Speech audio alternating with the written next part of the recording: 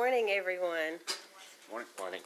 We are on the record in case number 2025-00113 and 2025-00114, which is the electronic application of Kentucky Utilities Company and Louisville Gas and Electric Company for an adjustment of electric and gas rates and approval of certain regulatory and accounting treatments. My name is Angie Hatton. I'm chair of the Kentucky Public Service Commission. Joining me this morning are Commissioners Mary Pat Regan and Andrew Wood. And for those in the hearing room, please take this opportunity to set your cell phone to silent.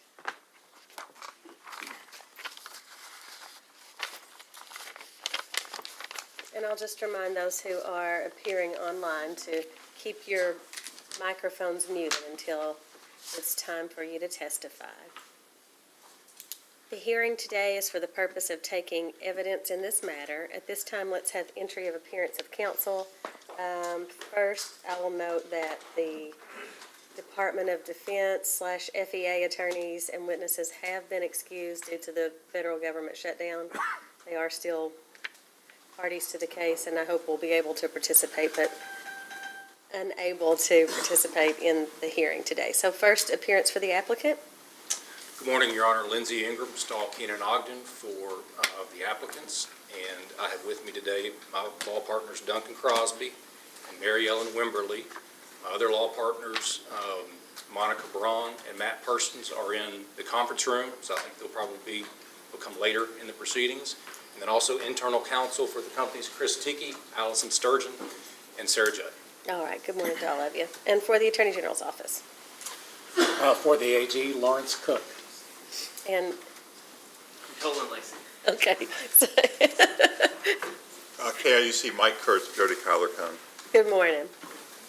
And for Sierra Club. Jim Childers, Your Honor, and Nathaniel Show. Good morning. We have more seats if you'd like to be up here. Okay. Back row back. All right. Mr. Spinard. Good morning. David Spinard, Randy Strobo, on behalf of Kentucky Solar Industries Association, Inc. Morning. Good morning. For Louisville Metro and Lexington Fayette Urban County Government.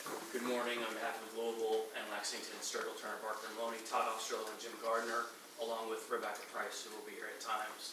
In addition, if we can enter appearance for Kentucky Broadband and Cable Association, also Sturgill, Turner, Barker, and Loney, Todd Ostrell, Jim Gardner, Rebecca Price.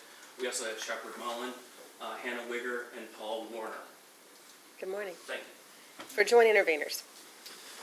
Morning, Your Honor. Byron Gary, Kentucky Resources Council, on behalf of the joint interveners in 113, that's Kentuckians for the Commonwealth, Kentucky Solar Energy Society, and Mountain Association. In 114, it's Kentuckians for the Commonwealth, Kentucky Solar Energy Society, and Metropolitan Housing Coalition. With me, Shannon Fisk, admitted Pro Hac Vice, and Jacob Elkin, also Pro Hac Vice. Good morning to all of you. For Kroger. Good morning. Kurt Davis here on behalf of Kroger. There's seats. Okay, and you already entered an appearance for KBCA. Department of Defense is excused. Ma'am? Okay. Are you representing a party? No. Okay. For commission staff. For commission staff, we have Ashley Hatton, Mariah Tussey, and John West on behalf of commission staff. Did I skip Walmart? You did. Yeah, please go ahead. But that's okay, Your Honor, because I did elect not to come to those front seats, so I can understand. But it is Terry Grumman on behalf of Walmart. Good morning. We tried to get you guys out of the movie theater seats. Laptops balanced on your lap all day. We appreciate the accommodation, Your Honor. All right. I've been advised that public notice has been given and filed into the record. Is that correct? All right. I know that there are outstanding motions. However, I think they're going to take a while. So I thought I would do public comment first. And then we'll get to those motions. Because y'all were busy all weekend. All right. At this time, anyone who wishes to provide public comment will be offered that opportunity. And you will police yourselves as to what order you're going to go in. So I'll set a 7-minute timer for everyone who gets up to speak. You'll come right to this microphone that is right behind Mr. Kurtz there. and tell your full name and your address, and then I'll start your timer. I'll ask that everyone be respectful of everyone else's time, not talk while other people are talking, and we're all going to keep our emotions in check. I know that these things can be emotional, but we're all going to be very respectful. This is a courtroom. And then I will also go ahead and note again now that comments may always be submitted on the PSC's website at psc.ky.gov, and that you may continue to submit written comments even after today, up until the record closes. So with that, I will invite whoever would like to go first to come forward.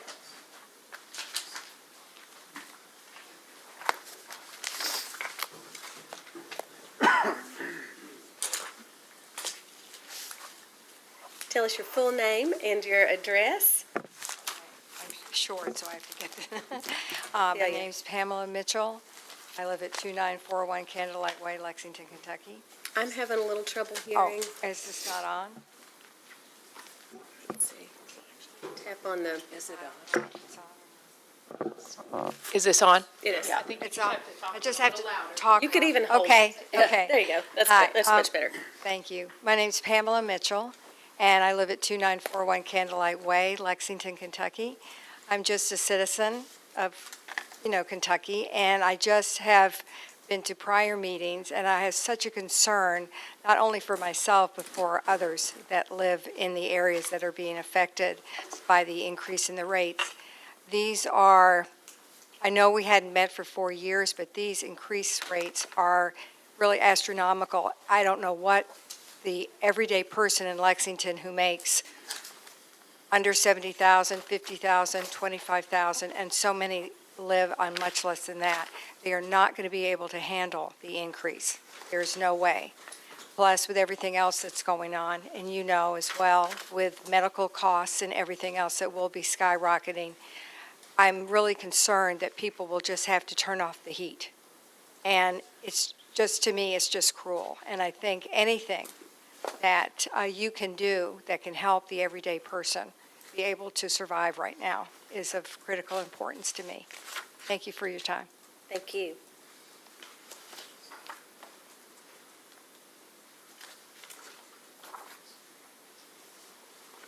Yeah.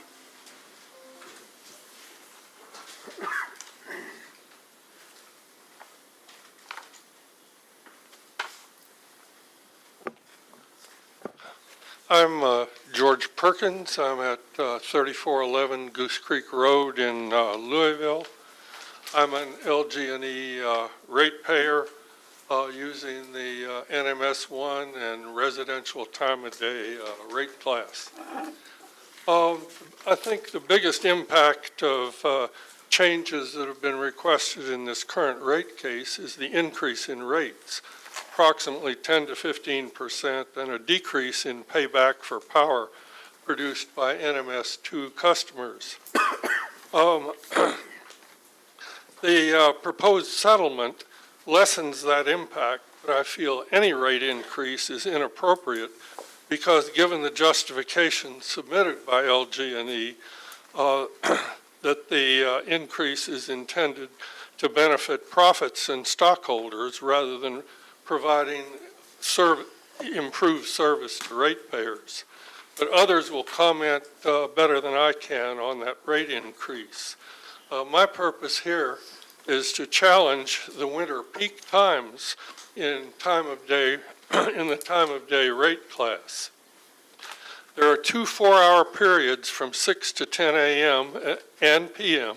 each weekday from November to March, and the rate during those periods is approximately twice what it is during the other 16 hours of the day and weekends. The off-peak rate is approximately 20% less than the more common fixed rate. This provides an incentive for customers to limit consumption during peak times, saving LG&E from buying more expensive power or adding generating capacity to meet peak demand. So there's a benefit in this plan for both customers and the utility.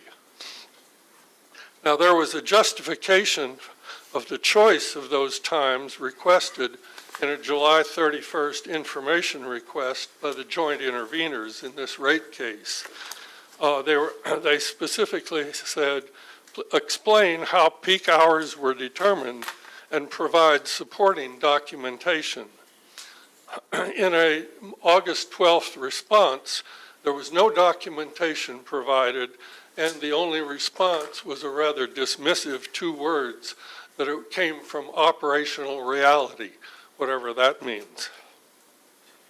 I took the, I analyzed LG&E's load pattern for the winter period from 2022 to 2023, and using their hourly load data that had been submitted by LG&E as part of this rate case. I found that by my analysis, that the morning 4-hour peak load occurs 2 hours later, and the evening peak hour, peak time, 1 hour earlier than the time specified in LG&E's tariff. My reason for the challenge, or standing if you will, is that the existing peak times adversely affect my credits and changes as a net metering time of day ratepayer. If corrected, during peak hours, I, as well as others in the same rate class, would get more credit for solar power sent back to the grid or less expense for power consumed.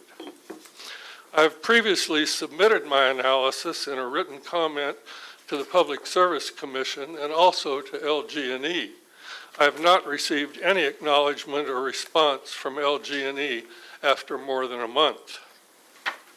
I'm requesting of the Commission that the correction be required as part of this rate case, or alternatively, that LG&E be required to justify the existing peak times by submitting detailed documentation with the opportunity for review.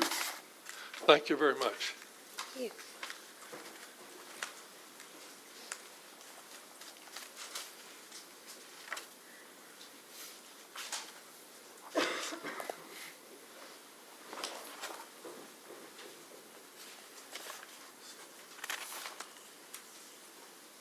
Good morning.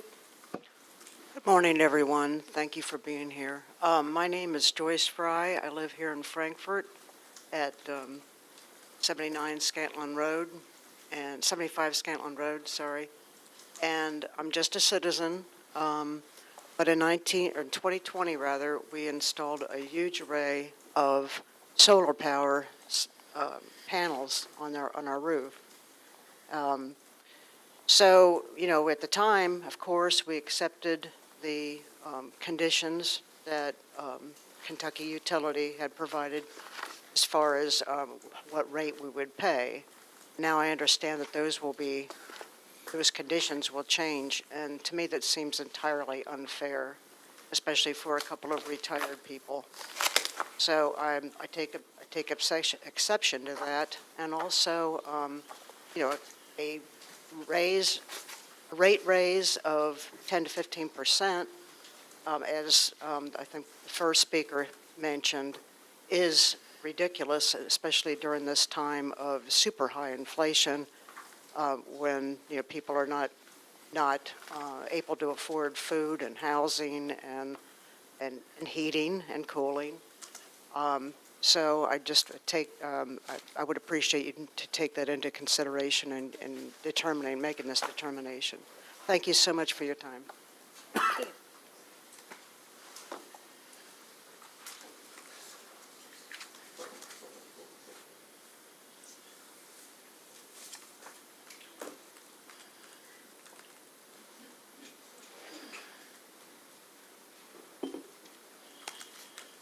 Are there others?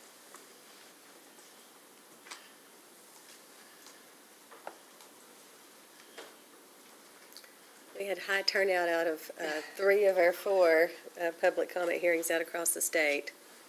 So maybe everyone got an opportunity.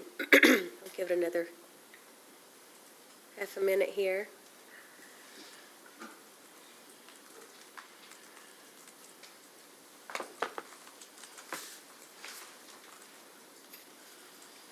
Okay.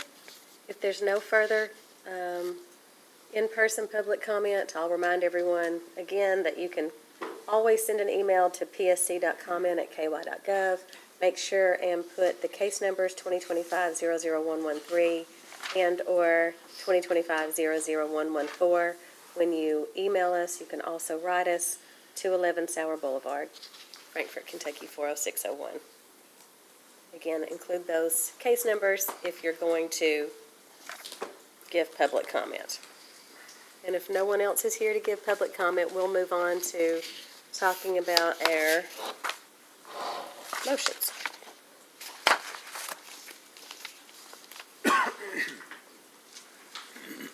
All right. I know that several confidentiality motions are still pending, and those will get dealt with in subsequent orders.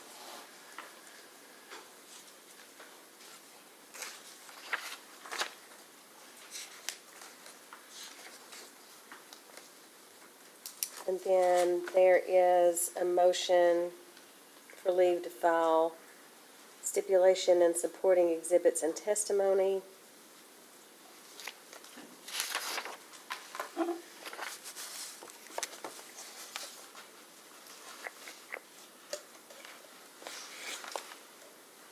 Let's see.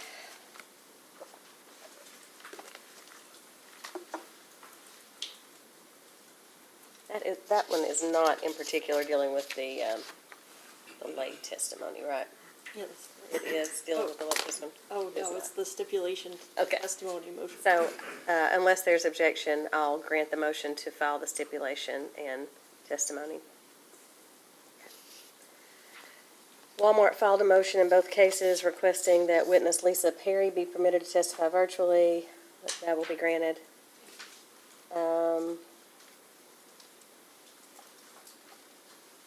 And then on Friday evening, about 7 p.m., I believe, the applicants filed a motion for leave to file supplemental testimony along with the proposed supplemental testimony related to the final order in a separate case, 2025-00045.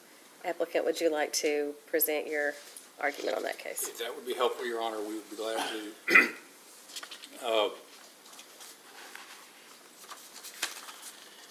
In the CPCN case, in mid-July of this summer, the parties got together to see if a stipulation could be reached. And in fact, one was reached that included most of the parties to that case, but not all. That stipulation was filed at the end of July, and then the hearing happened at the beginning of August. That stipulation included two proposed mechanisms for the Commission's consideration: a Mill Creek 6 mechanism and a Mill Creek 2 mechanism. Both of those mechanisms are designed to cover the costs involved in those two facilities. This stipulation also included a recommendation to the Commission that CPCNs be granted for Brown 12 and Mill Creek 6 and an SCR for the Gent 2 unit, all of which the Commission approved. And it also recommended Mill Creek 2 stay open for longer than it was originally anticipated. So we had the hearing in August on all of that, Your Honor. The joint interveners were party to that proceeding. They could have asked anything they wanted to about specifically the Mill Creek 2 mechanism at that hearing. There was post-hearing discovery in that case. The joint interveners could have asked anything they wanted to about the Mill Creek 2 mechanism in that post-hearing discovery. And then there were briefs that occurred in that case, and the joint interveners submitted briefs. At the conclusion of that hearing in the first part of August, the Commission said that the Commission would like the parties to brief the issue of whether the two mechanisms that were part of that stipulation were something that the Commission could authorize in the context of that CPCN case because they had come about in the context of the same. It was the Mill Creek 6 tracker and the Mill Creek 2 tracker. So all the parties briefed that issue about whether the Commission has the legal authority to approve mechanisms that were proposed in that fashion. briefly summarize the briefs there. Most of the parties that briefed the issue indicated that, yes, the commission had the authority and has the authority to approve mechanisms of those types that arise as a result of a settlement. In the company's brief, we specifically cited the Conway case from 2010 that clearly says the commission has the inherent authority to approve those kinds of mechanisms that arise as part of a settlement. All that's in our brief. I won't rehash that or bore you with citations or quotes on all that. It's all in the record in the CPCN case. That case got submitted for a decision. That decision came out Tuesday, less than a week ago. The commission rightly approved all of the CPCNs for all of the proposed facilities, as I mentioned a minute ago. Then when the commission in its order at about page 154 is where they reached the accord on the mechanisms, the Mill Creek 6 mechanism and the Mill Creek 2 mechanism. The commission did not say that it does not have the authority to approve those mechanisms as proposed. What the commission did say was, we don't have enough evidence in the CPCN record to approve them. So we're going to deny approval of those two mechanisms for now, without prejudice. All right? Very importantly, what the commission said at the end of that section, I will bore you with this quote because it's critical, okay? The commission encourages LG&E and KU to provide more evidence in support of the Mill Creek 6 mechanism and the Mill Creek 2 mechanism in a separate proceeding. In the event that LG&E and KU and or other parties anticipate introducing Mill Creek 6 mechanism and Mill Creek 2 mechanism in LG&E and KU's pending rate cases, these cases that we're here for today, as indicated in this proceeding, the commission encourages LG&E and KU and any party to provide further evidence in support of those proposed mechanisms in those proceedings, meaning the proceedings that we are here for today. Now, the joint interveners and their response that got filed last night, they referred to that paragraph and that quote as dicta. I don't know what definition of dicta they're using. What I would say is this is a clear, the commission's language is a clear invitation and encouragement to file more information in the record of the rate cases regarding the Mill Creek 2 mechanism. That's the way the companies read the order when it came out last Tuesday. And so the companies worked very hard between the time the order was received last Tuesday and Friday to put together additional information about the Mill Creek 2 mechanism, given the commission's language in that paragraph that I just read. The paragraph also addresses the Mill Creek 6 mechanism, which was denied without prejudice the same way. The companies decided not to bring Mill Creek 6 additional information into these proceedings because time is not of the essence for the Mill Creek 6 mechanism. That is a facility that the commission approved in that case, but it won't be constructed for some time. So there's more time to figure out where the commission wants to go in the Mill Creek 6 mechanism. And in fact, the commission established a case to monitor Mill Creek 6, and that's a very logical existing place for there to be a discussion over the Mill Creek 6 mechanism itself. The Mill Creek 2 mechanism is different because time is of the essence for the Mill Creek 2 mechanism. The reason for that is part of the stipulation in the CPCN case, as I mentioned, is to keep Mill Creek 2 open for longer than anticipated.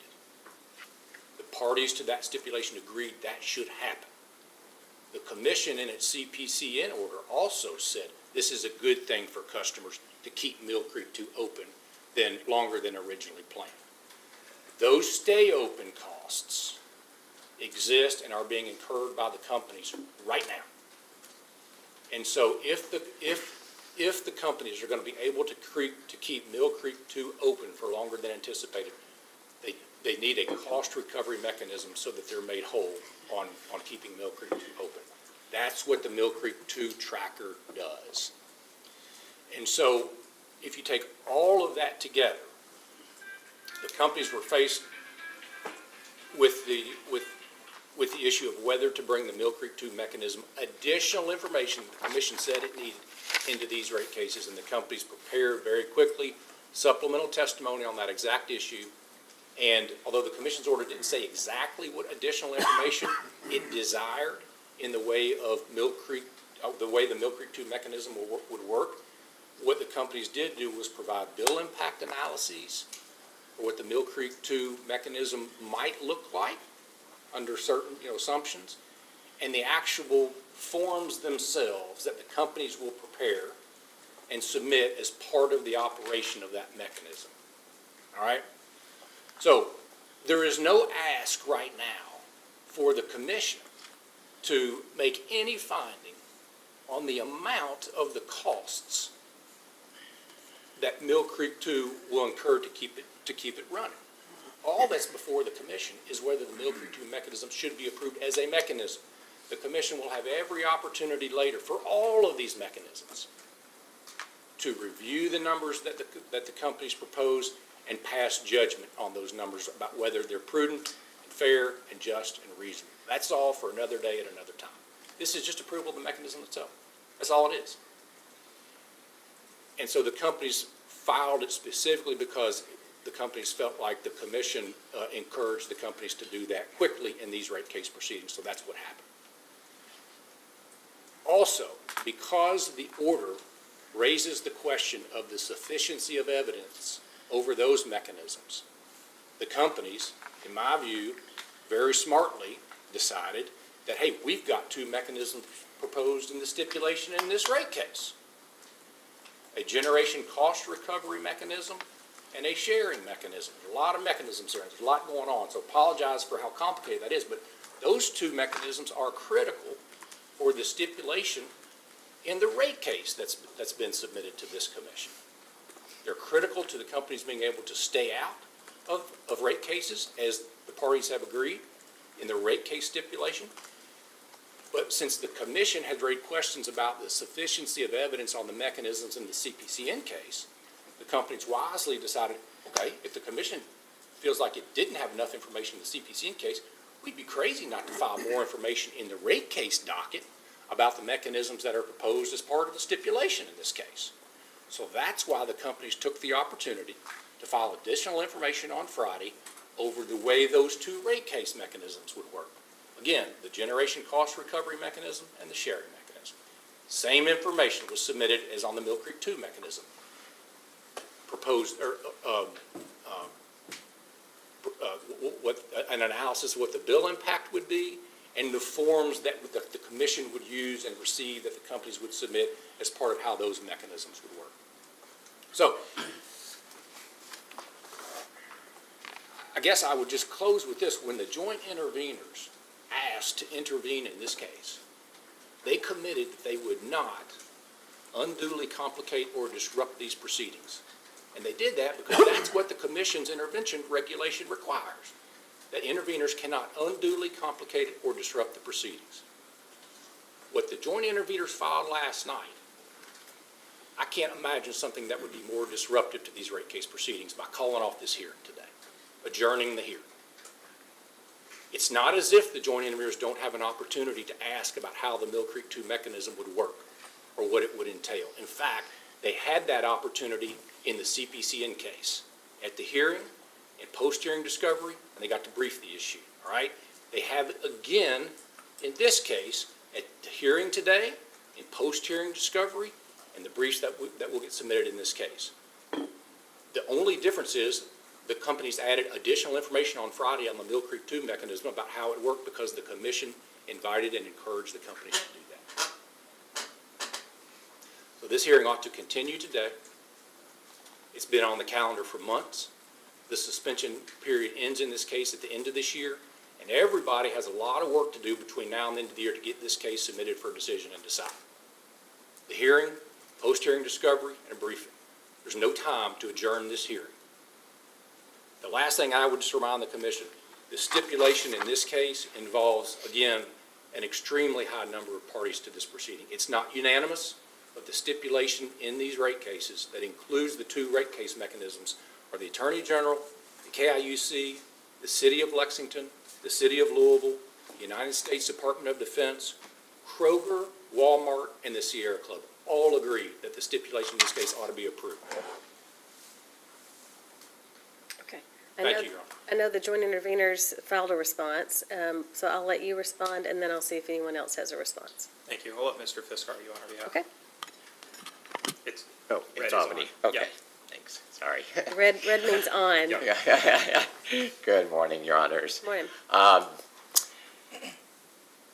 So the joint interveners, yes, we have filed a response objecting to the late filed testimony and exhibits that were submitted Friday evening after the close of business, right before this hearing.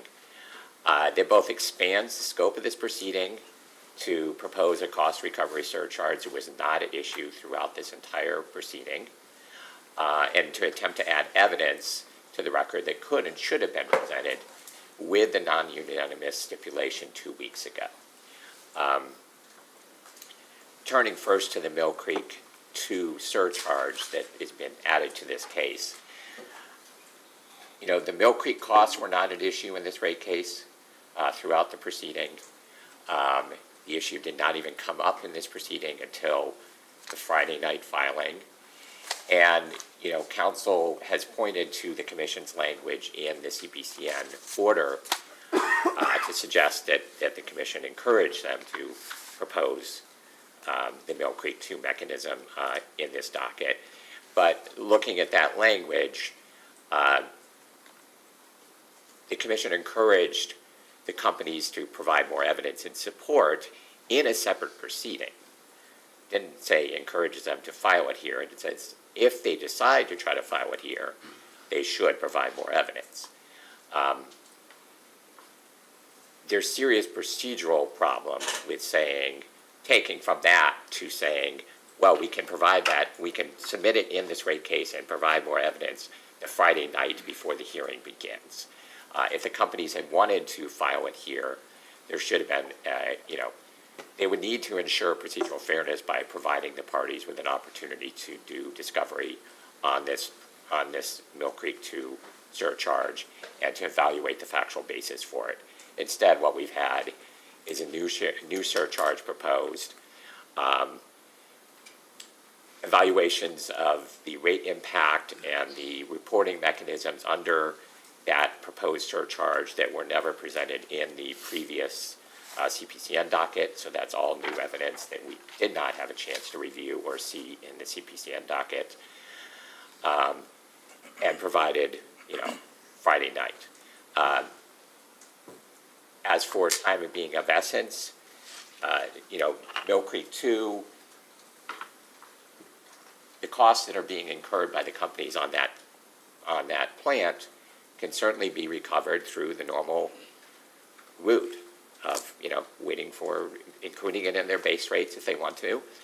They're not going to go without recovery of those costs. It will happen in a future proceeding, either in the next rate case or through filing a separate proceeding seeking approval of the Mill Creek 2 surcharge proposal, in which all parties would have a fair chance to evaluate that proposal and have the full evidentiary record to debate that proposal. It is not our fault that they failed to meet their evidentiary burden in the CPCN docket for these mechanisms, and simply papering the record at the last minute in a separate proceeding without giving all parties a chance to adequately review it is not procedurally fair, and is shifting the burden to us for an evidentiary deficiency that the companies had. As for the rest of the testimony, that supplemental testimony that was submitted on Friday, basically the company is trying to bolster its case for the generation cost recovery surcharge through evidence that no one has had a chance to meaningfully evaluate. They've provided a work paper that purports to show what the rate impacts might be under that surcharge. They've provided proposed reporting requirements that in the stipulation testimony they said they would be working out later with staff. That's been provided suddenly in the record. And then they provided in their supplemental testimony itself a chart that purports to show savings from the generation cost recovery rider but has no work paper supporting it, no evidence supporting it. It's just a chart that purports to show some savings. All of that would be procedurally unfair to suddenly spring all that on joint interveners and other parties at this late moment, and certainly was not required or even encouraged in the CPCN docket where this generation cost recovery rider wasn't even an issue. So we would urge that that motion be, that the company's motion be denied, and that the parties be free to move forward on the hearing on the record that we had before Friday night, the record that all the parties had developed together, the stipulation testimony that was filed 2 weeks ago, and that the company should not be allowed to try to, at the very last minute, bolster their inadequate case with evidence that would be procedurally and substantively unfair to the other parties. Do we have other parties that would like to weigh in favor or in opposition? I would, Your Honor. Couple things. On September 9th of this year, the Attorney General and KIUC filed the testimony of Lane Collin.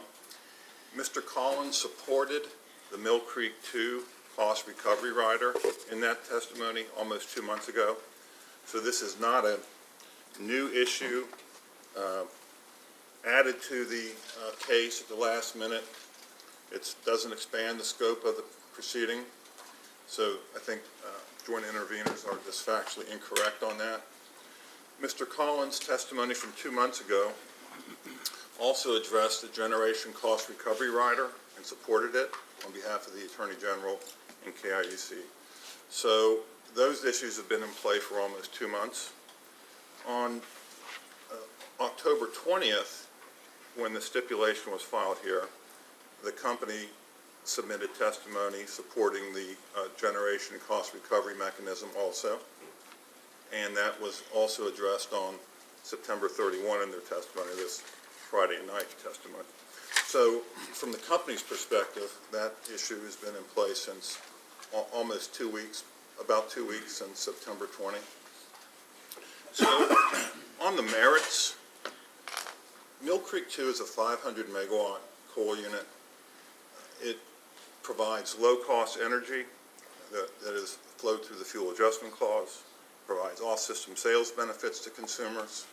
It provides economic development capacity for new load data centers. 500 megawatts is about the size of a big data center. And getting cost recovery of that major generating facility is critical to the stay-out that was agreed to in this rate case. This is the first base rate case that the company's had for 4.5 years. And when electricity prices have been skyrocketing in the rest of the country, they have not here. And in order for the company to stay out until August of 28, which is what the settlement provides, a 2.5-year rate case stay out, they need to recover the costs of Mill Creek 2.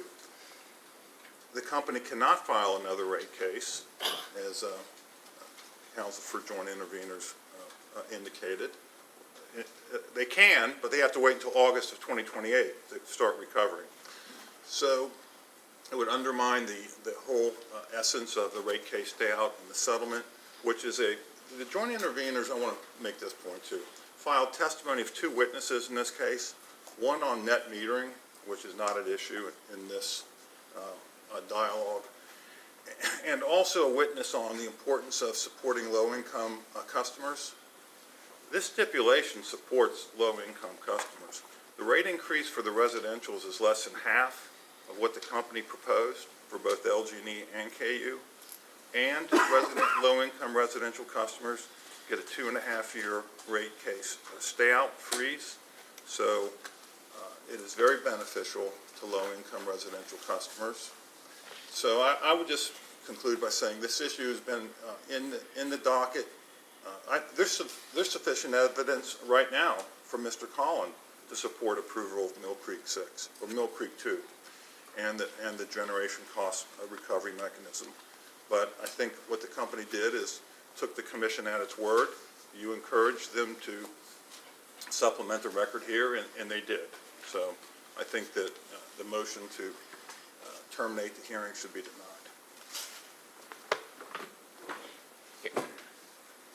Your Honor, if I, Before I allow responses, I'm going to see who else might have support, or Mr. Cook. Chair, thank you.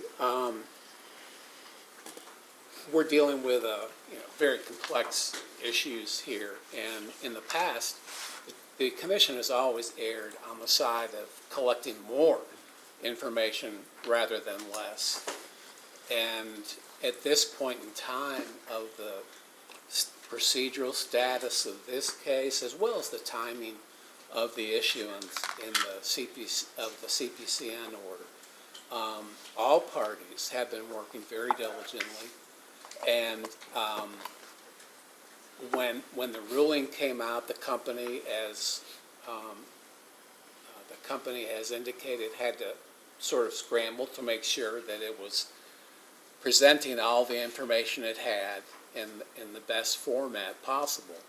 I think given all these circumstances, it behooves the commission to grant the motion to file the supplemental testimony. It just doesn't make sense to not allow it and to not allow the rate case to go forward. There's so many complex issues here. It just makes more sense to allow the testimony and allow the hearing to go forward. Is anyone else who hasn't weighed in yet on the motion and/or the objection? Yeah, please. On behalf of Sierra Club. Might need you to come up to a mic, sorry. Be better for the record.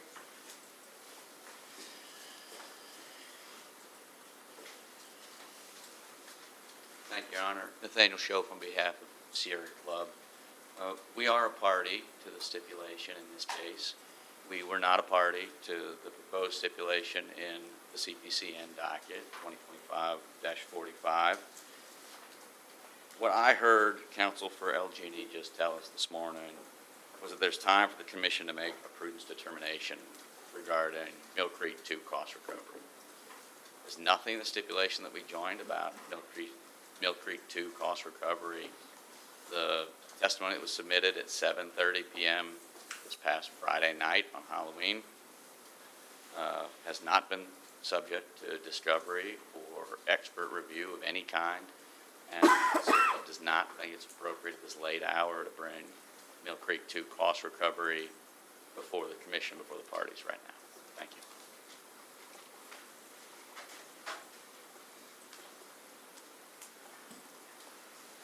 Anyone else, any other party want to weigh in? I forgot to mention Mr. Collins' testimony addressing these mechanisms on pages 94 to 97. Okay.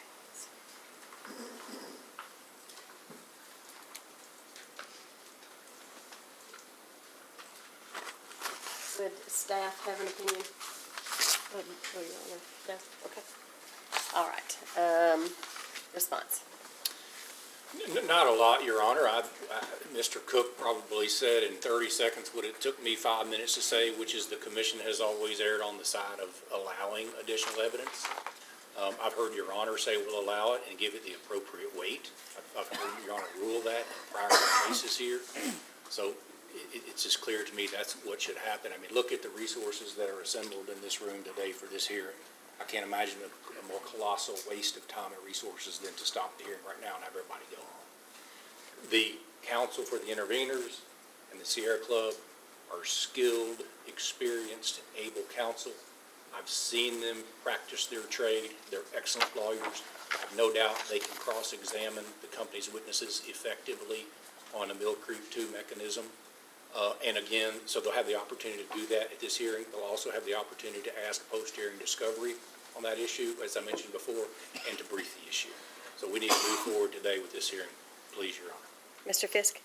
yes, thank you, Your Honor. Just quickly, and I appreciate the kind words. The issue here is not a motion to terminate the hearing. The issue is whether the companies can disrupt and complicate a proceeding that was ready for hearing by adding a new surcharge to it that has never been issued in this proceeding, and by attempting to, at the last minute, shore up evidentiary support for a generation cost recovery rider that was proposed 2 weeks ago and that they could have submitted testimony about at the time. Just a few points. I believe Mr. Kurtz said that the MC2 surcharge is somehow necessary for the stipulation to move forward. It's not part of the stipulation in this proceeding. So there's no way in which that MC2 surcharge could be necessary to move forward. Contrary to Mr. Kurtz's claims, joint interveners do not believe that the stipulation is good for ratepayers. While there is a reduction in the overall revenue requirement requested compared to the extremely high rate increase that the companies had initially proposed, I believe the record will show that the amount of money that would flow through the proposed GCR rider is essentially the same as the reduction in the overall revenue request. So it's just shifting that recovery, that revenue from the base rates to a recovery surcharge that would be a entirely new way to recover costs for generation investments. And this hearing can and should move forward, but on the basis of evidence that has been fairly presented, not on the basis of a new proposal and evidence that has been submitted Friday night at 7:30 p.m. And I would just finally note that there's been no public notice of the new rider. This would be a new rate proposal essentially in this proceeding, and state law requires that there be public notice of things like that, and there's been no public notice that the MC2 surcharge would be an issue in this docket. Okay. Thank you. All right, so this is a complicated motion. I looked for additional dates and cannot find an additional date between now and when we're attempting to meet the December 31st requested date. Don't know if we're going to make that even at this stage. So we are inclined to admit the evidence, give it the weight that it deserves. Does not mean we're granting the request because we're admitting the evidence. However, I don't want to be unfair to parties who have not had an opportunity. So I could give you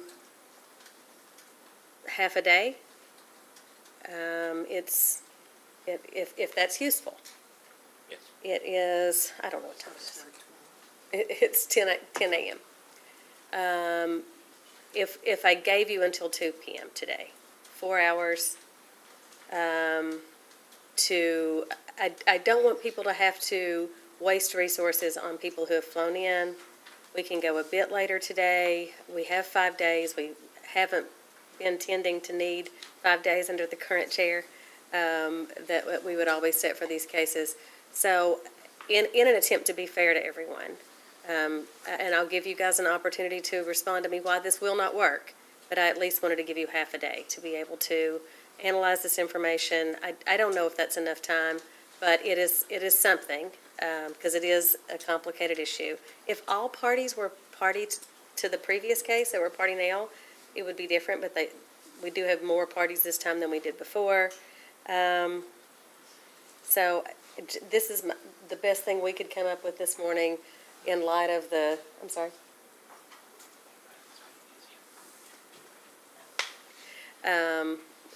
Ms. Grumman, did you have a response?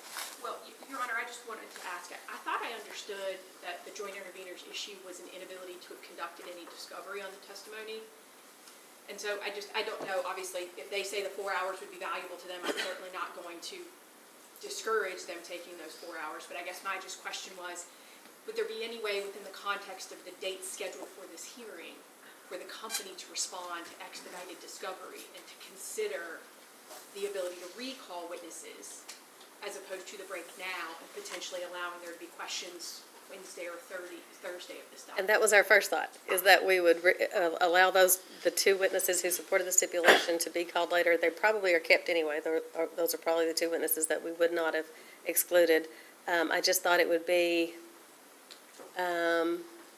more efficient use of the direct testimony if we didn't have them testify, then allow the joint interveners to look at the evidence and then recall them. So that's why, but I'm open to suggestions. I do want to give them some additional time if that's useful. So, I do think it would be useful, Your Honor.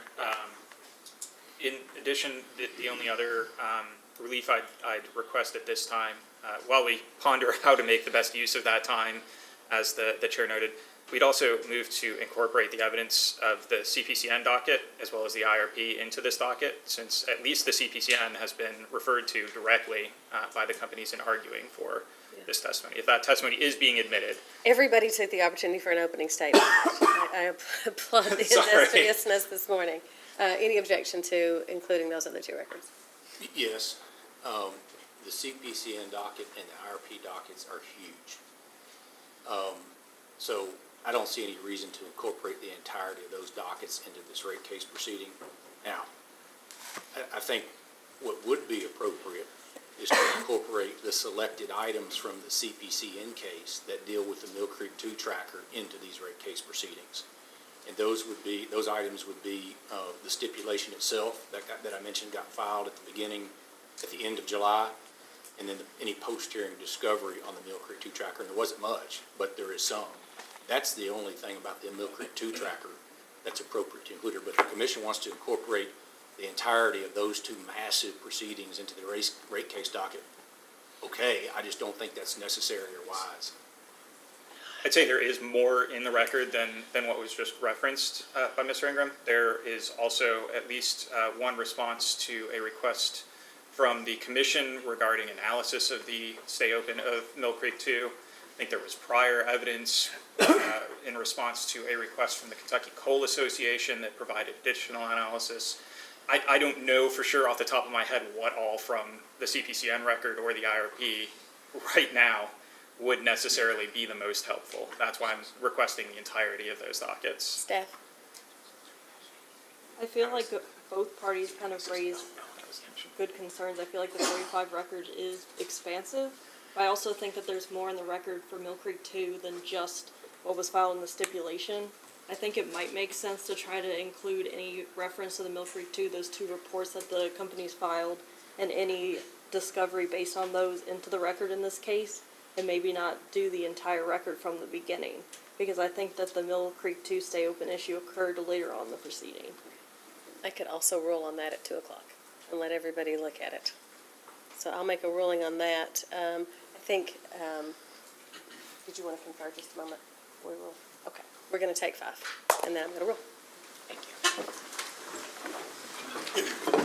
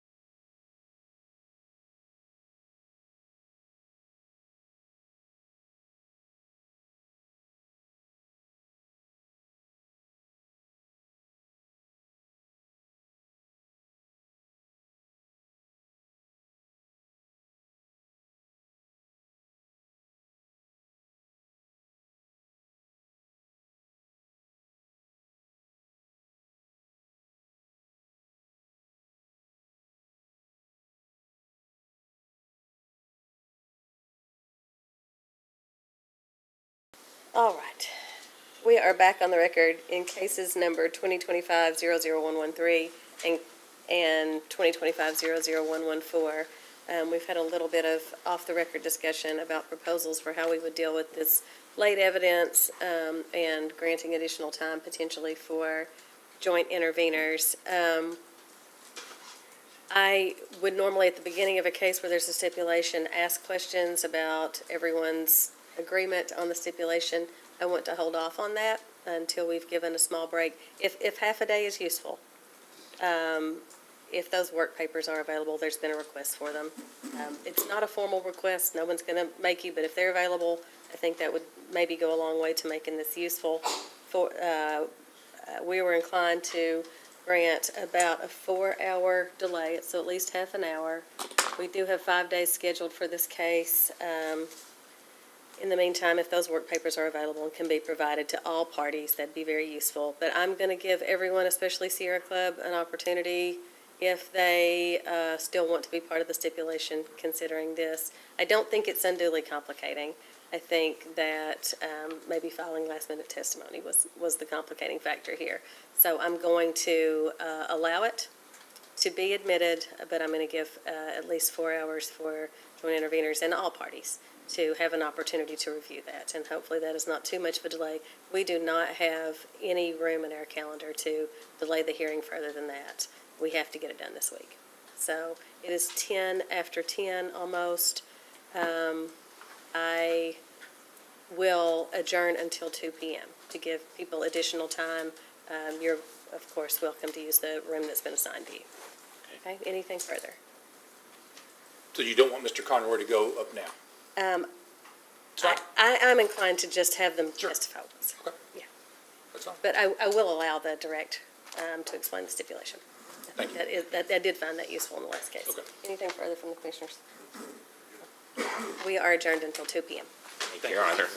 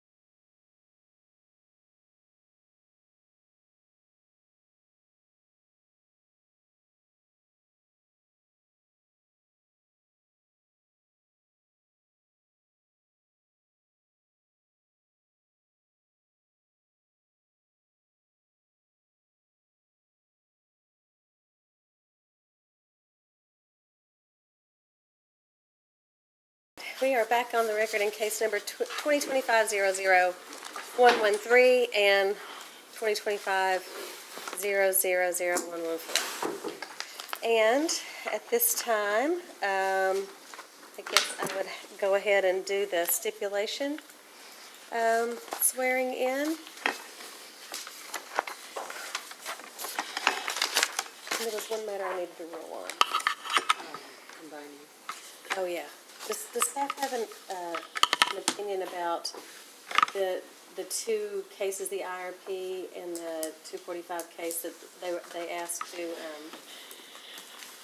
incorporate in their entirety? Is there a more specific way we could word that, or do we want to do them in their entirety? It looked like in 2545, the first report related to Mill Creek 2, I think, was on May 30th.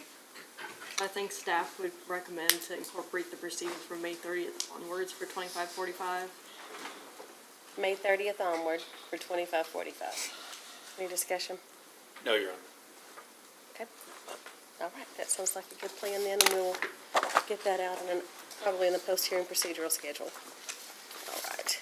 At this time, I understand that a stipulation or recommendation was reached between the applicants, the Attorney General, Lexington, Fayette Urban County Government, Louisville Metro, Walmart, the Department of Defense, Sierra Club, and Kroger. The settlement and supporting testimony were filed into the record July 29th, 2025. I understand that KBCA and KYSEIA and joint interveners were not party to the stipulation. Is all of that correct? Except that it was filed on October 20th, Your Honor. Where did I get that? I wonder. That was, I think, the date that the CPCN That's what it stipulation is. was filed in late July. I've printed the wrong stipulation script. That's exactly what it is. Okay. With the exception of Department of Defense, who were excused due to the federal shutdown, and I imagine they could file an affidavit with responses to these questions later. But for all of those who are present and who participated, or anyone who participated on behalf of any entity in those negotiations and have signed on to the proposed stipulation, would you please stand and raise your right hand? And if anyone is going to say no to any of these questions, get my attention, okay? Because otherwise it's all going to happen at the same time, and I'm just going to hear yeses. Madam Chair, just for the record, to reflect that my affirmation would be for Lexington and Louisville and not for KBCA. Okay. Please all raise your right hand. Do you swear or affirm that the responses you are about to give here today are the truth, whole truth, and nothing but the truth? Yes. In order to make sure that the responses are accurately recorded in the record, please answer the following questions, and if it's anything other than in the affirmative, as I said, please wave your hand or somehow get my attention. Were you aware of and did you have an opportunity to participate in all of the negotiations that resulted in the stipulation or recommendation? Yes. Did you review the stipulation or recommendation in its entirety, including the exhibits and updated tariff sheets? Yes. Did you voluntarily sign the stipulation and recommendation, and do you fully support each and every provision contained therein? Yes. Are there any provisions in the stipulation and recommendation that you do not understand, object to, or take issue with? No. Was any consideration of any kind offered, or were any promises made other than what is expressly set forth in the settlement agreement to induce you to negotiate and sign the stipulation and recommendation? No. Are you aware of any reason why the commission should not adopt and approve the stipulation and recommendation in its entirety? No. Okay, thank you, everyone.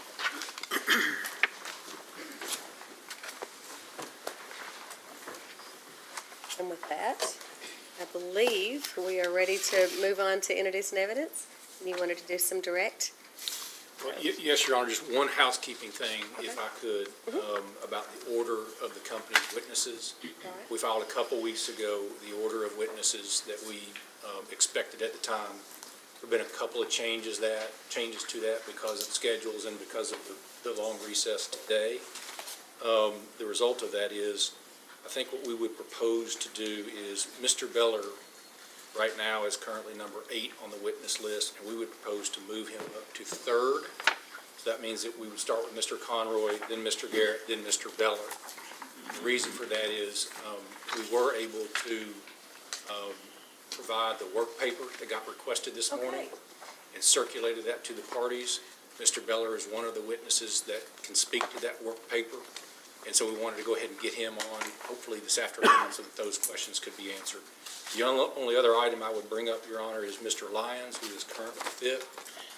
Because of some of the scheduling issues and the conflicts we have, we're going to need to move him down on the list. I don't know how far, but probably pretty far, depending on how things go. He may be one of our last witnesses that we call. He's one of the outside consultants on cost of service. Okay. Okay. Okay, put them on the order you want. That's okay with me.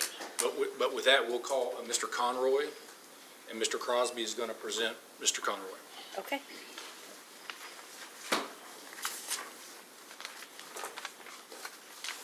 Hello, Mr. Conroy. Afternoon. Raise your right hand to be sworn. Do you swear or affirm the testimony you're about to give is true and correct under penalty of perjury? I do. Thank you. Please be seated. Tell us your full name and business address. My name is Robert M. Conroy. I'm employed by Louisville Gas and Electric and Kentucky Utility Companies. Business address is 2701 East Point Parkway, Louisville, Kentucky, 40223. Thank you, Your Honor. Good afternoon, Mr. Conroy. What is your job title, please? I am Vice President of State Regulation and Rates. And did you cause direct testimony, rebuttal testimony, joint stipulation testimony, and joint supplemental testimony to be filed in these proceedings? I did. Did you sponsor certain responses to data requests in these proceedings? I did. Do you adopt and affirm your pre-filed testimony and responses to data requests as your testimony here today? Yes, I do. And, Your Honor, in accordance with, I believe, the permission that you granted earlier today, we do just a very short amount of direct with Mr. Conroy. Yes. Thank you, Your Honor. Mr. Conroy, would you please briefly summarize the main provisions and benefits of the stipulation and exhibits the companies filed in these cases on October 20th? Yes. Just briefly, at the onset, the stipulation and recommendation is a total resolution of all the issues in the case. Many of the parties to the case that represent very diverse interests, representing the Attorney General, which represents all customers, primarily residential. You got the KIUC representing our largest industrial customers. You got the two cities of Louisville and Lexington. You've got commercial customers representing Walmart and Kroger. We got the Department of Defense and the Sierra Club representing environmentalists. So it is a very broad group of constituents representing a very diverse set of interests who all have agreed in its totality the stipulation is fair, just, and reasonable and represents a good resolution of a very complex case as we've seen. The primary element of the stipulation is the revenue requirement. We've agreed to a reduction in the revenue requirement that's nearly 40% from what the companies file. It includes a reduction in the ROE from 10.95 down to 9.9. It includes adjustments to long-term debt, terminal net salvage and the depreciation expense, removal of certain dues, and 401k matches, and several other different expense items, and inclusive of vegetation management, depancaking expenses, pensions, and inline inspections. While we've agreed to a revenue requirement, there is no agreement on methodology or process for these adjustments. It achieves a significant reduction to the revenue requirement and benefit to customers. Along with that, another aspect of the stipulation is a stay-out, a base rate case stay-out through August of 2028, which is very significant to customers, given the significant generation investment the companies are currently making, and the need to come back in fairly quickly for a rate case, likely within the next 10 months had we not agreed to a stay-out. we will continue to make significant investments, not just in generation, but in transmission, distribution, and IT infrastructure. So that's very significant, as we've seen in the case. In order for the companies to stay out, there are two components that are very critical. They work in tandem that we've agreed to. One is Adjustment Clause GCR, which is to recover the generation cost or approved assets, which would include Mill Creek 5, the Brown Battery, the two solar facilities, as well as Brown 12. It is a permanent mechanism to recover those costs over the entire life of the assets. It is significant in that it provides benefits to customers, and that through the mechanism, it is a declining balance. In other words, every month, just like the ECR, the rate base will decline. And as we've noted in some of the testimony, that is significant. That equates to the $400 million and the chart that was in the supplemental testimony. Another aspect is that we've agreed to stipulation. We've agreed to a longer depreciation life for the natural gas combined cycles in the future. Instead of 40 years, we've agreed to 45. The mechanism is very, very much like the ECR. It will provide transparency to the commission in the monthly filings. There will be annual reviews for the commission to review the costs that go through those to ensure that everything is prudent. Only actual cost will flow through the mechanism, and it excludes excludes fuel. So it's all operating and capital costs associated with the generating assets. The second important mechanism is the sharing mechanism that will allow us to stay out for the period of the stay out. As mentioned, outside of generation, there is still significant investments in transmission, distribution, and IT. And the ability for the companies to maintain its financial integrity and provide safe and reliable service, the sharing mechanism is important to the stay out as well. It is a 13-month temporary for the stay out period, which would include from July 2027 through July 2028. It has a asymmetrical deadband around the 9.9 ROE. It has 25 basis points above and 50 basis points below, meaning that during that time period, if the companies earn greater than the 10.15, that would go back to customers. If the companies earn less than 9.4, which is 50 basis points less than the 9.9, then we would collect the difference from customers. It would be a 13-month either collection or distribution period after the 13-month period of the mechanism. So that would be in November of 2028 through November of 2029. And then there would be a one-time true-up in February of 2030. So it is a limited-term mechanism, and customers would not see an impact until late 2028 for that mechanism. Again, the companies, after the 13-month period, the companies will make a filing with all the forms to show what the earnings were for that period, both at the upper end of the deadband and the lower end of the deadband, and then look at whether we're earning more or less than the deadband. If the earnings are within the deadband, then nothing happens for customers. There will be transparency on this mechanism.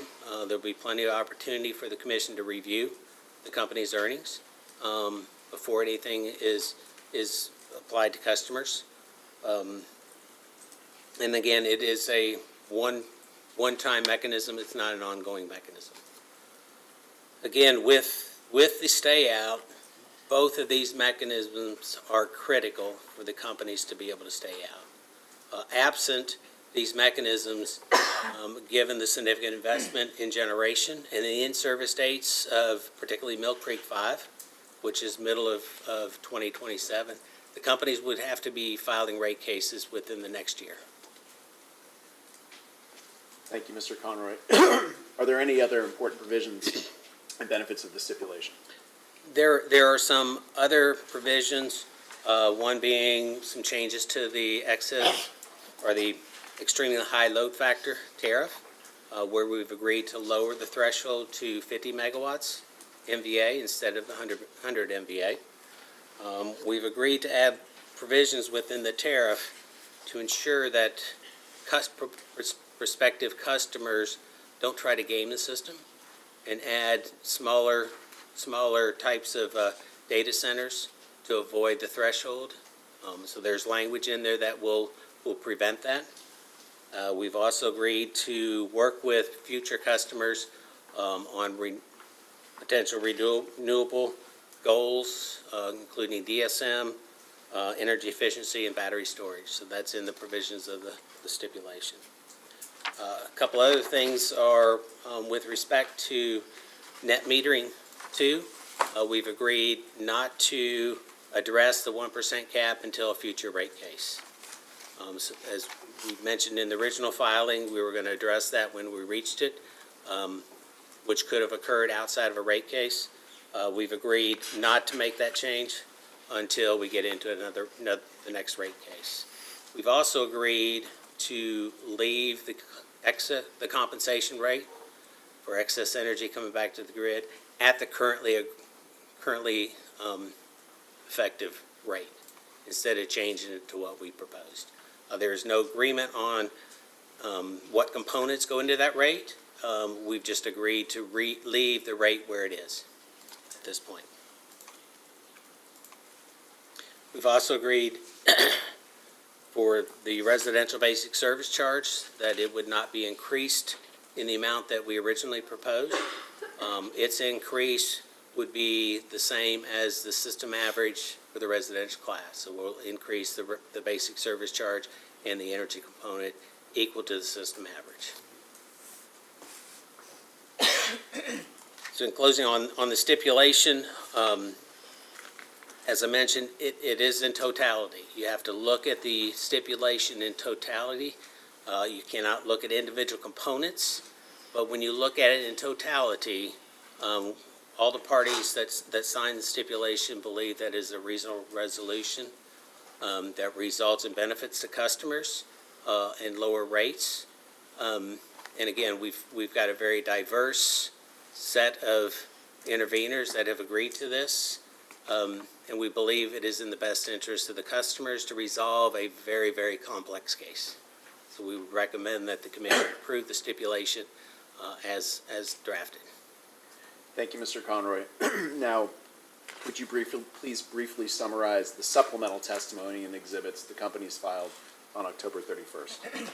Your Honor, if I could just, with all due respect for the earlier ruling, just preserve our objection on the record for against submission of the supplemental testimony and the contents of that into this proceeding. Did you object earlier? Well, the response to their motion to file it. So just repeating that response to the motion in the earlier argument, just to preserve our arguments on that. Understood. Okay. Thank you, Your Honor. Mr. Conroy, you may proceed. Okay. As was mentioned earlier, the Commission issued the order in the CPCN last Tuesday, less than a week ago. It approved the generating assets that were in that filing, in the stipulation. It did deny the two mechanisms that were part of that stipulation, Mill Creek 6, as well as the Mill Creek 2 life extension. The reasons the Commission cited were lack of support for the mechanisms in that proceeding, which was pretty extensive. The order further stated that the companies could propose the mechanisms in other proceedings, including and encouraging in this rate case. So that's what we've done. We worked very diligently for several days to pull together more information regarding Mill Creek 2 mechanism, as well as the two other mechanisms that were included in the stipulation in this case, to provide the commission more information on those mechanisms, how they would function, and how they would impact customers. I'll go through each of those components, but to be clear, the filing of Mill Creek 2 does not change the stipulation. The stipulation stands on its own. We stand by the stipulation. We've added the Mill Creek 2 separate from the stipulation in this proceeding. So with respect to Adjustment Clause GCR, what we provided was a bill impact. Using the best information we have on all the generating assets that would be included in that mechanism. It's a mechanism that would function very much like the ECR, which I believe everybody is familiar with. It's been around for 20 to 30 years already. It's a monthly billing factor in which we provide filings with the commission before the billing factor goes into effect.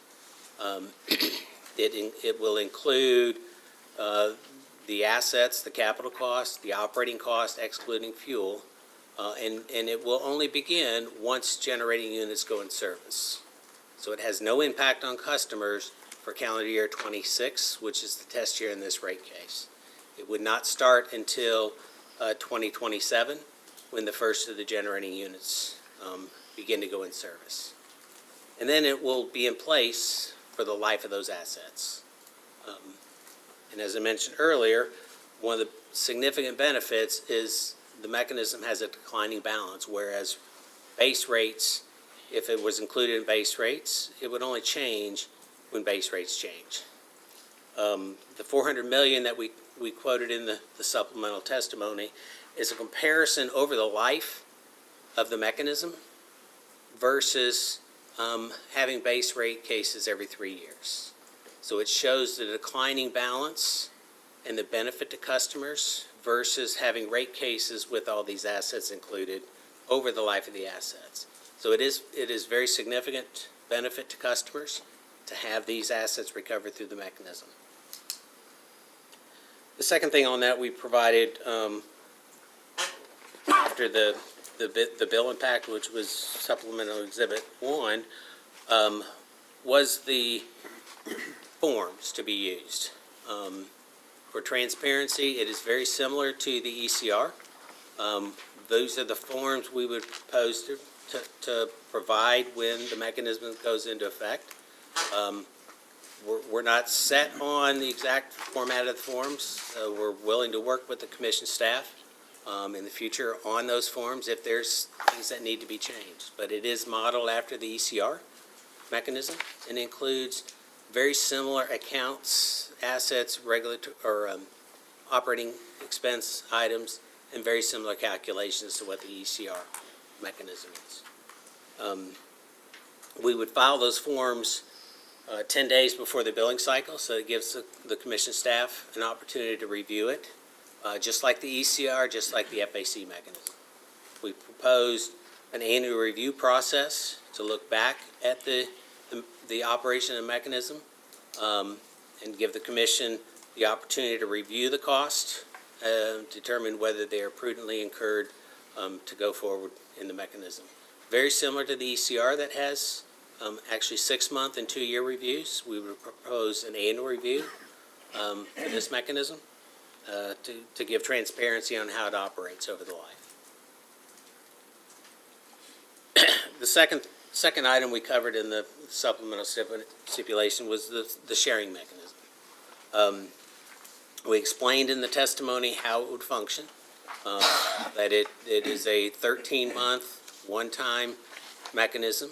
During that 13-month period, July of 2027 through July of 2028, we would review the company's earnings and provide in a filing in October of 2028 for review, and then include any distribution or recovery from customers beginning November 2028 through November 2029.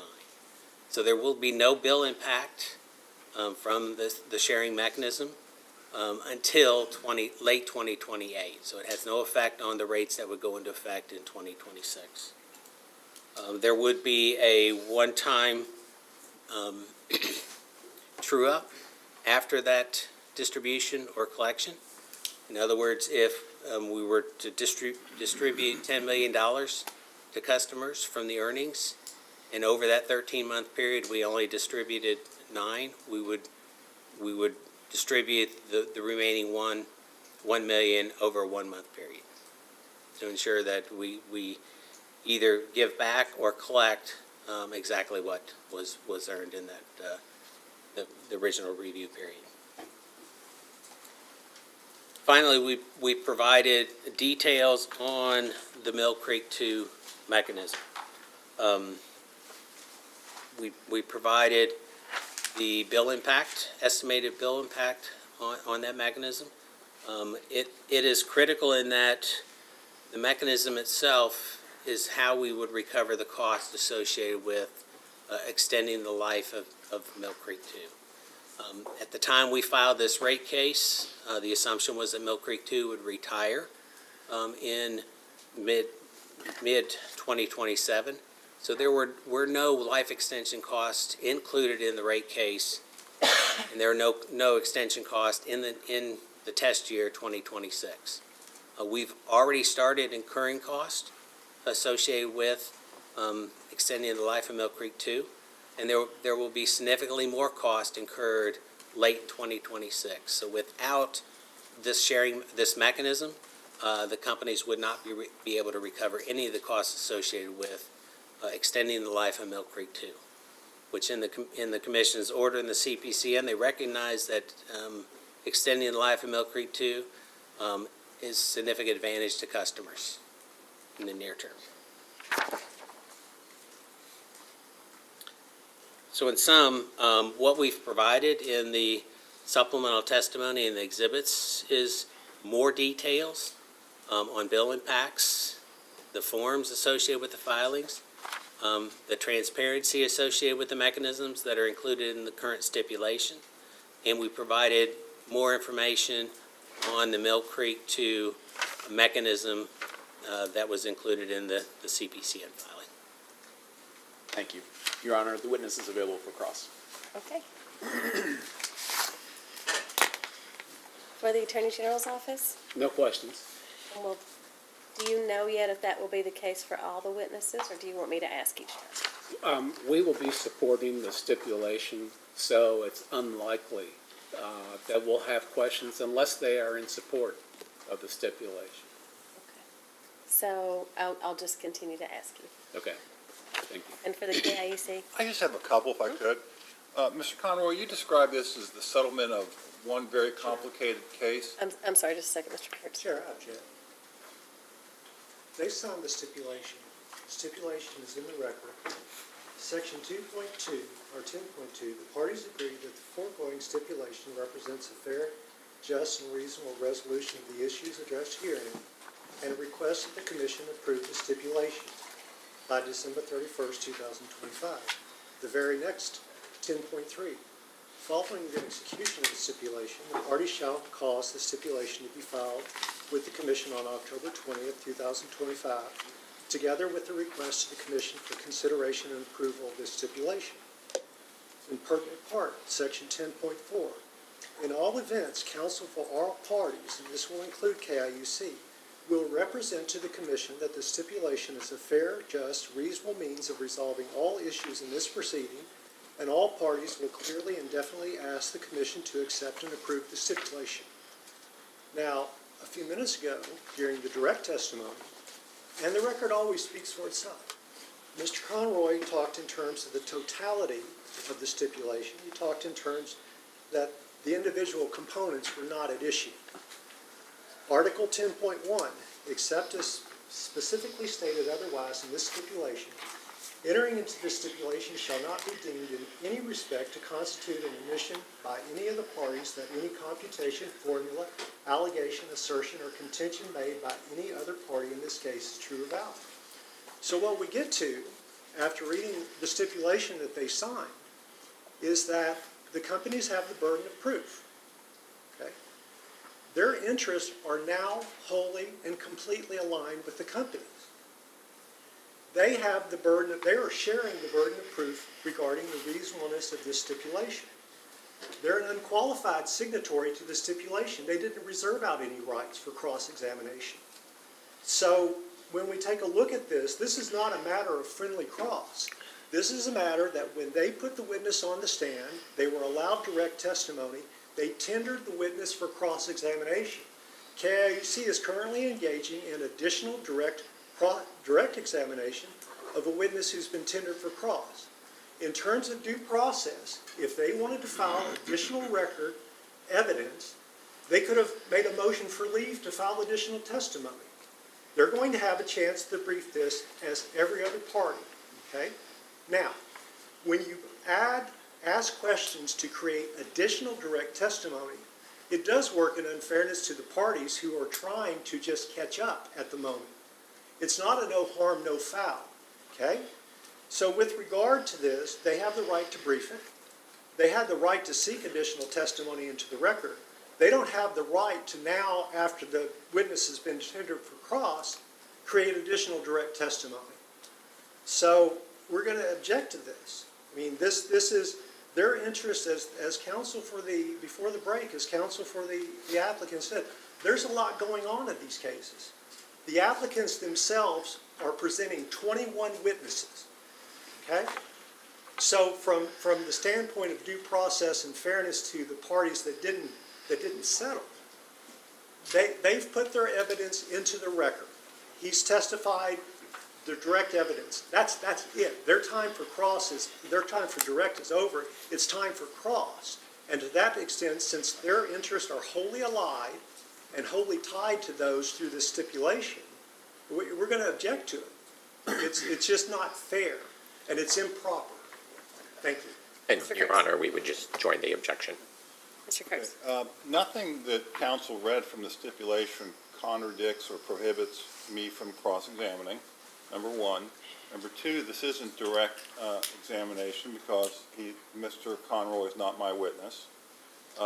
Counsel correctly said, he said this is not about friendly cross, and that would be kind of the only real objection, but apparently it's about due process, and the commission controls its proceedings, and I just have a few questions. And you asked if I had some questions, I do, and so there's nothing in the settlement agreement that prohibits this, or the commission's rules or practice. So your contention is that it is a cross-exam, not additional direct, as Mr. Spenard has indicated. Correct. Anybody else want to weigh in?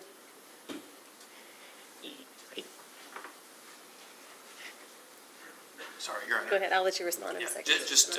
it would be our position that we have a handful of questions on behalf of Louisville Metro that relate to the testimony that was filed on Friday. It doesn't directly relate to the stipulation.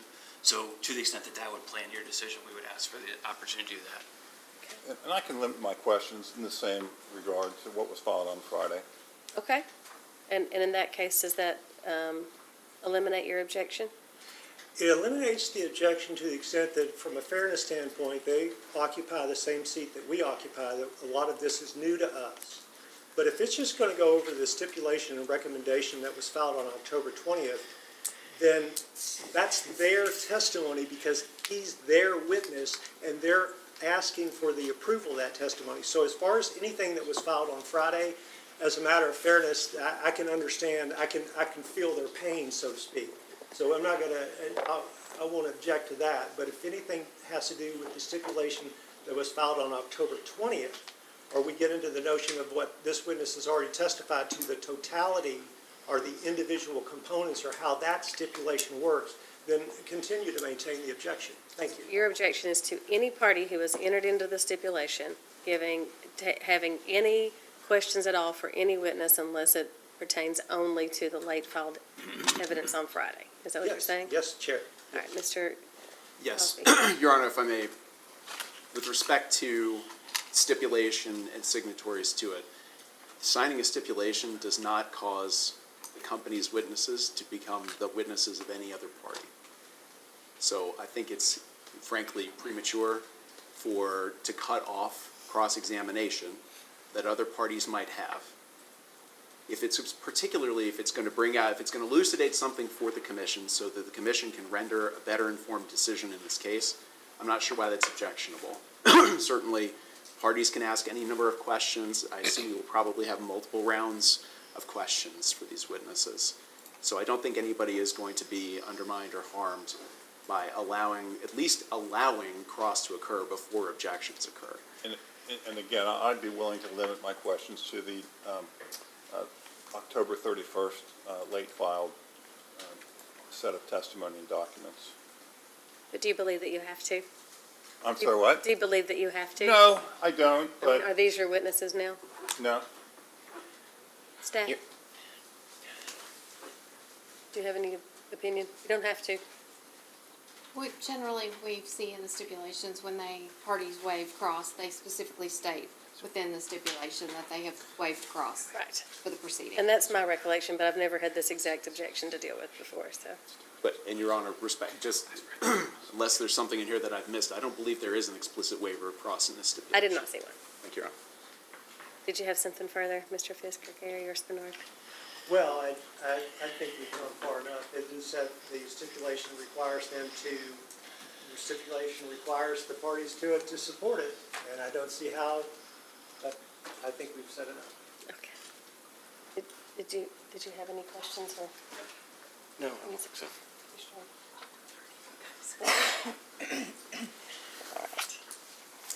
All right. I've had two parties who intend to ask some cross questions agree to limit those questions to the late filed testimony on Friday, and none of the other witnesses, or none of the other parties have spoken up. I'm going to assume that you'd be okay with that as well, or you can tell me if you feel differently. That you're waiving your right to cross unless it's new. And for Walmart? I'm not, I think that just as a matter of process, I'm not agreeing as I sit here right now to waive all cross of any witness that might take the stand in the future. I don't have any cross for this witness. Like, I can't say that to the extent a witness were to say something that I felt like was incorrect and wanted to correct, that I wouldn't stand up and say, Your Honor, I actually do have cross for something that was said. And I think that that would be helpful to the commission to ensure a full and complete record. So with respect to the question you just asked, which is, am I agreeing to waive all cross with respect to anything other than the stipulation, other than the testimony filed on Friday? No. That said, provided I take no issue with anything that is said with respect to the stipulation, I don't intend to cross any witnesses in any way. An engagement might be considered friendly cross. I think the safest thing for me to do is to find that nobody has waived cross, and that this is cross. But obviously, your objection is preserved. Thank you, Chair. Yeah. Okay, now where were we? I was Mr. Kurtz. Yeah, you indicated that this is a resolution of a very complicated case. Isn't it actually the resolution of three very complicated rate cases, separate rate cases? Yes, it is true that there are three separate rate cases in KU Electric, LG&E Electric, and LG&E Gas. Okay. In the bill impact analysis for the generation cost recovery mechanism was attached to the October 31 testimony, did you include an offset for the fuel adjustment savings that customers will receive from that new power plant, Mill Creek 5? No, it does not reflect the operation of the fuel adjustment clause, which will be significant savings as well. I believe we mentioned that in the testimony itself. But the bill impact is just strictly a calculation of how the mechanism itself would work. Does the bill impact include the benefit to consumers of additional off-system sales margins, which 75% go to customers? No, it does not. Okay. Does the bill impact include the economic development benefits of the new load, which would go to amortize the fixed costs of the Mill Creek 5 power plant? Your Honor, I guess I would object. I understand that this bill impact analysis was provided Friday night rather than with the stipulation, but this is clearly not cross-examination. This is friendly cross designed to bolster something that Mr. Kurtz had already signed on to, Mr. Kurtz's client. If he wanted to submit testimony on October 20th, he very well could have, but simply having him paper the record with these questions that are clearly friendly and supportive of the settlement they signed seems inappropriate. Well, we've ruled that it's cross. Mr. Kurtz, I will overrule the objection. Okay, thank you. Just one. Let's not get into just utterly redirecting, and, because this is going to be a long hearing. Right, and I don't intend to do that with any other witness, maybe one other witness. Mr. Conroy, same set of questions: fuel adjustment, off-system sales, economic development, amortization of fixed costs. Your bill impact for the extension of Mill Creek 2 did not include any of those customer benefits, did it? Correct. And if you look at the exhibit itself, there is a footnote that references that revenues are held constant in that mechanism, and it does not include any future economic development. So it is more or less a worst-case scenario for that mechanism itself. And neither the Mill Creek 2 nor the generation cost recovery reflects the benefits of those assets being in operation and lowering fuel costs for customers through the FEC. Thank you, Chairman. No more questions.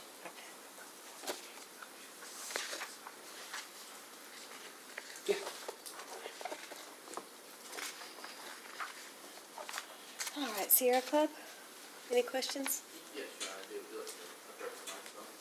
Yep, or you can definitely have one of these seats. Here on the front pew. I will stand or sit wherever you like.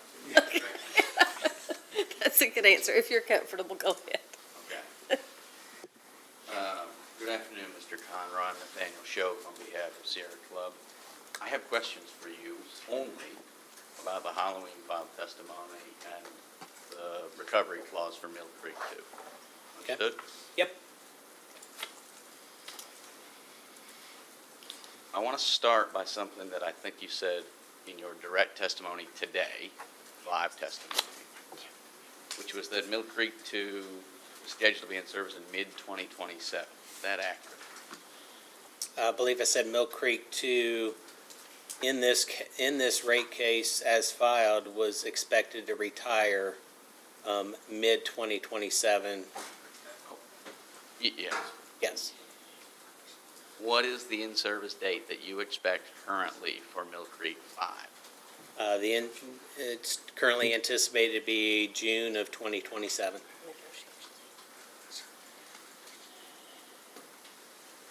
And under the stay-out clause that was part of the stipulation filed in this testimony, the company can file a new rate case starting August 1st of 2028. Is that accurate? That is not correct. The companies could file the rate case January of 2028 with rates effective August 2028. Thank you for that correction. So January 1st of 2028. So under the proposed Mill Creek 2 adjustment clause that was filed on Friday evening, is that recovery mechanism time limited in any way such as the sharing mechanism is that you've also addressed in your testimony? It would recover the incremental cost, stay open costs that we would incur to continue to operate Mill Creek 2 beyond June of 2027. And does it have an end time?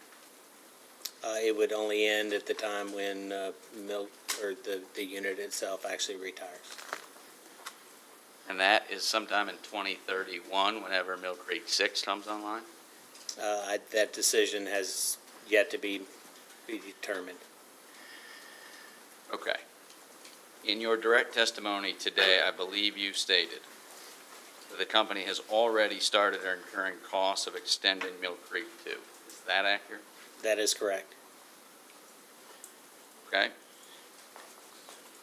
In your testimony, the supplemental testimony that was filed on Friday, you wrote on page 13, this is line 17 to 20, with regard to the bill impact analysis, that it's based on reasonable assumptions and modeling available at this time. You see that in your testimony? It's page 13, around line 17 to 20. Yes. What are those assumptions?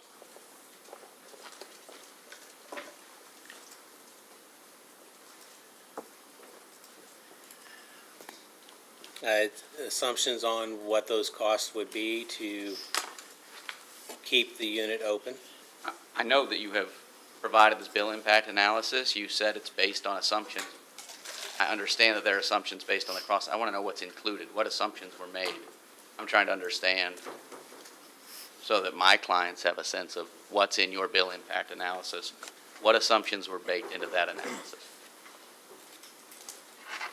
I'm not sure what you're getting at. I mean, it includes the incremental stay open cost that we talked about in the CPCN proceeding. Where do we find those incremental CPCN costs, or the costs that are included in those assumptions?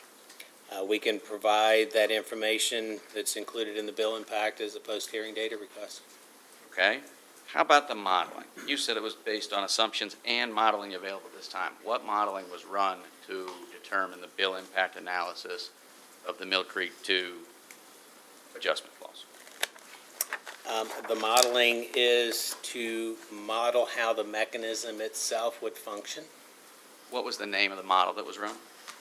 It's a spreadsheet that calculates the monthly billing factors using the revenue requirement for the stay open costs for Mill Creek 2. So it's like an Excel spreadsheet or something else? The bill impact calculation is. The revenue requirement is a calculation based upon production cost models. So when you say the modeling that's available at this time, it's a spreadsheet that the company created. It's not a particular type of modeling software. No, it is based upon the production cost analysis presented in the CPCN on the stay open costs associated with Mill Creek 2. Okay. Your testimony is that the Mill Creek 2 recovery adjustment clause was in response to the commission's order in docket 2025-45, correct? The reason we included it in the supplemental testimony on Friday is based upon the commission's order in the CPCN issued on Tuesday last week. So yes. Yes. It's my understanding that the order in that case said that the company can either retire Mill Creek 2 pursuant to the commission's order in a prior docket, or extend the life of Mill Creek 2 and risk losing their retirement authority. Does that sound right to you? I think the language in the commission's order speaks for itself. I don't have that order in front of me. Fair. But it did recognize the value of continuing to operate Mill Creek 2 for customers. But with regard to the company's options, they can retire pursuant to their existing retirement authority, or they can extend the life and risk losing that retirement authority. Yes? I believe that's some of the language in the commission's order, but again, I don't have that order in front of me and haven't memorized the... Has the sorry, I didn't mean to cut you off, sir. Go ahead. Has the company made a decision as to whether or not to try and extend the life of Mill Creek 2 beyond the in-service date of Mill Creek 5, which you've testified is, I believe, anticipated in June 2027? The companies, and Mr. Beller can speak more to this, but the companies are continuing to do what is necessary to extend the life of Mill Creek 2. There were some costs associated with that in a current outage. There will be significant costs later next year that would need to be incurred to continue to operate the unit beyond 2020. I would defer to Mr. Beller to talk more about the extent of those costs and the decision to continue to operate it. When was that current outage and those costs incurred? As we explained in the CPCN, those were this fall. I don't know the exact dates. The unit, Mill Creek 2, just came off of its outage this past weekend. Do you know if those costs were incurred before or after the rebuttal testimony that the company filed in this docket on September 3rd? I don't know the specific date of the outage. So that, just so I'm clear, the company's already incurring cost to keep Mill Creek 2 open beyond its approved retirement time frame, but no decision has been made as to whether to keep it open beyond its retirement time frame? Again, I would defer to Mr. Beller as the operation witness on the continued operation of Mill Creek 2. We will have some questions for your colleague, Mr. Beller. Thank you. No further questions. Okay. Joint interveners? Your Honor, we had spoken with counsel, and they would like to go first. Chair, yes, we talked about the order of examination, and if it's permissible with the commission for this hearing, we would like to go before the joint interveners. They've agreed with that. I don't have a problem with that. Thank you, Chair.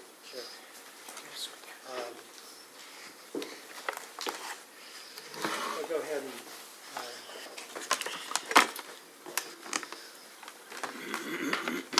hand out some exhibits. First, before I start handing out exhibits, Hold on 1 second. Your Honor, I would just note, Mr. Spinard keeps standing up, and because his back is to us and he's moving away from the microphone, those of us in the back are having a little bit more trouble hearing you as you stand up because you're so far away from the mic. I apologize. Thank you. You got a place. Yeah, we're going to do some. At least people can tell when you stand up. Well, we're going to hand out some exhibits, so if you'll,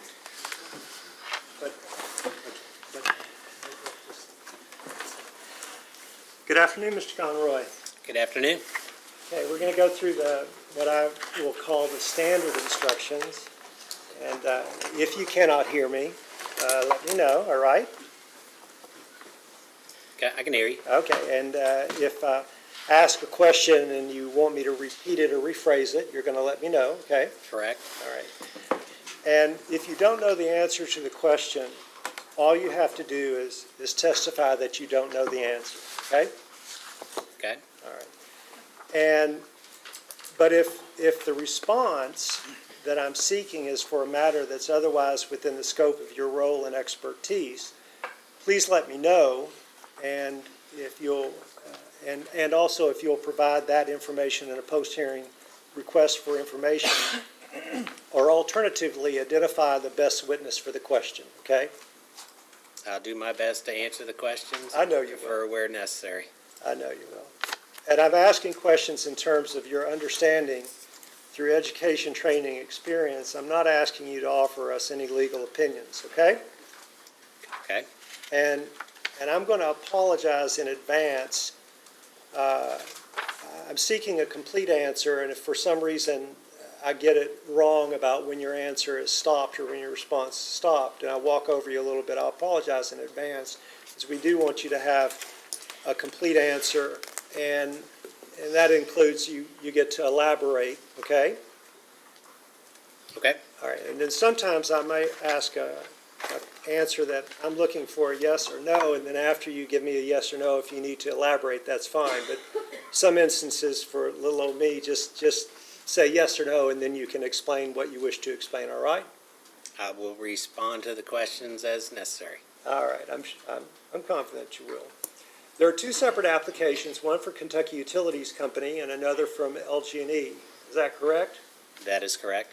And based upon the examination of the record, you filed testimony that's your direct testimony and also your settlement testimony and also your extra settlement testimony. It's all for inclusion in all of the dockets, correct? Yeah, the testimony is joint testimony for both companies. Okay. But with regard to the individual components of the rate cases, specifically with regard to some of the rates themselves can differ, and in many instances do, between the companies, LG&E and KU. Is that correct? Again, LG&E and KU are two separate companies. They have two separate tariffs. They have two separate sets of rates and cost of service studies. Okay. Well, I'm going to work from case number 2025-113, the KU case. And I'm going to make the assumption that if I ask you a question that's based on the record in that case, that the response that you give is going to be equally applicable for KU and LG&E. Equally applicable for LG&E is at KU, because you have two cases and you testified in each. If there's a material difference in your response as it relates to LG&E, let us know that difference, okay? I will make sure I do. All right. Now,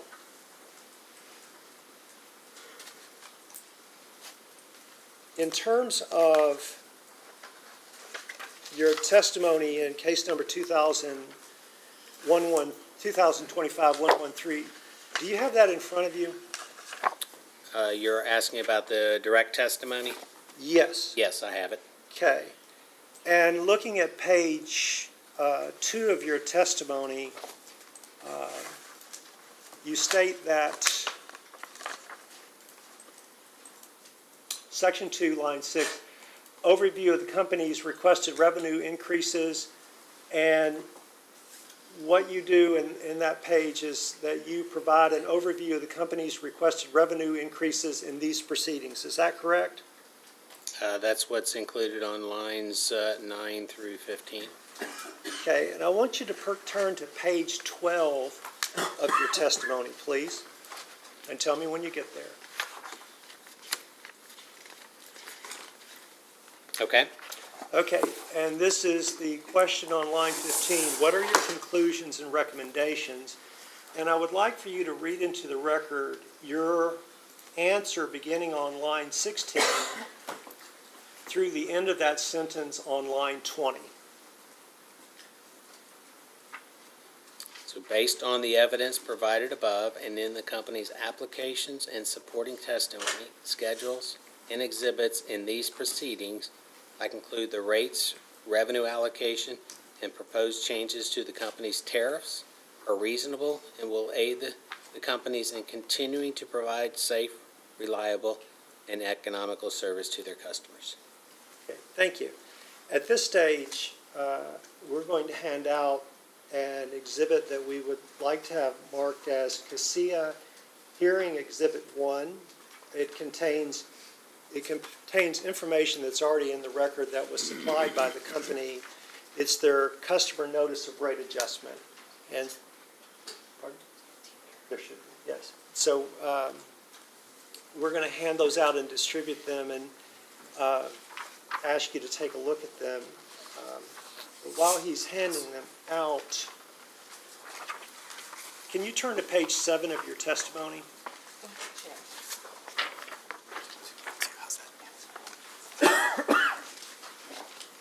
Okay. In page 7 at the bottom on line 20, you talk in terms of how you are supporting information required by Commission Regulation 807 KR 5:001. Do you see that? Yes, I do. And if we turn to the next page, page 8, and this is line 7, one of the pieces of information that you're sponsoring is statement about customer notice. Do you see that? I do. Okay. And so what's being handed out right now is the customer notice associated with the Kentucky Utilities Company rate application. And so we're going to wait till everybody gets a copy, and then we're going to start asking some questions.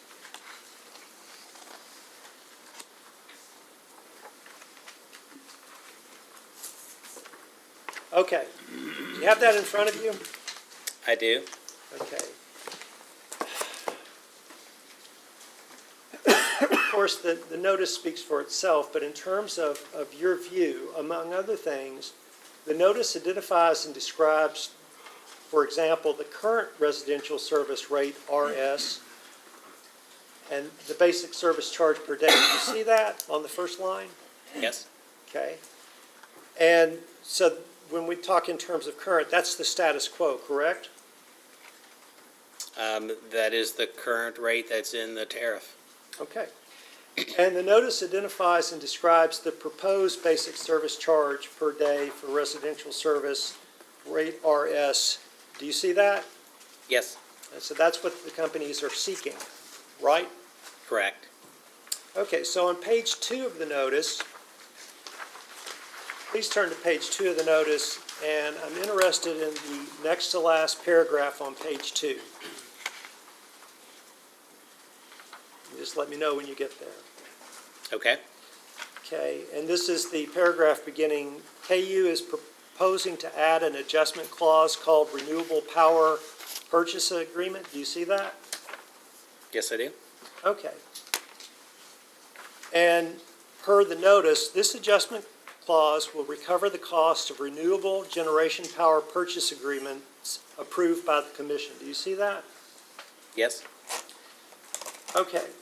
In terms of the evidence provided in this record, and you feel free to elaborate on your conclusions on when you're walking through this answer, but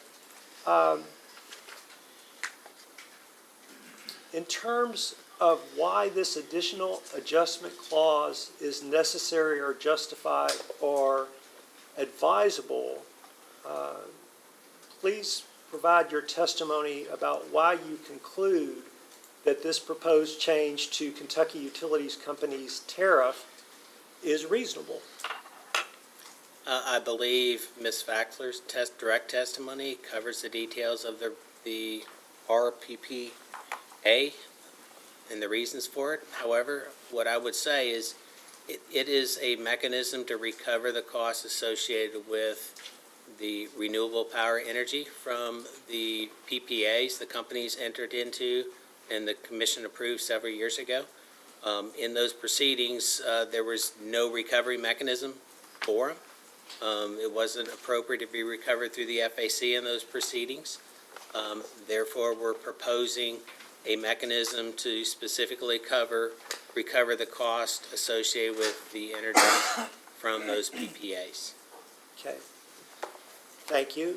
From a rate-making perspective, and I need to crystallize this, in your words, from a rate-making perspective, how will this change the status quo? What do you mean by the status quo? Well, you're proposing to add an adjustment clause, which means that if you're proposing to add something, it currently doesn't exist. And so what I'm trying to get, Mr. Conroy, is through adding this adjustment clause, what is the principal benefit from a rate-making standpoint of adding this adjustment clause? It provides for a mechanism to recover the costs associated with any of the renewable PPAs that ultimately move forward in the future. Currently, they have not started, so there are no costs associated with those PPAs for customers, but we're putting in place a mechanism to recover those costs in the future to the extent that they do move forward. Okay, thank you. I want you to turn to page 3. Of my direct testimony? I apologize, page 3 of CASIA Exhibit 1. Okay. And just to clarify, this exhibit is what's included in tab 5 of the company's, tab 6 of the company's filing requirement? My notes say, and these are going to be subject to a correction, my notes say that these are associated with section 16, paren 1, paren B, paren 5, tab 7. And that also matches up with your direct testimony, line 7, page 8. And if that's incorrect, please correct the record. Control.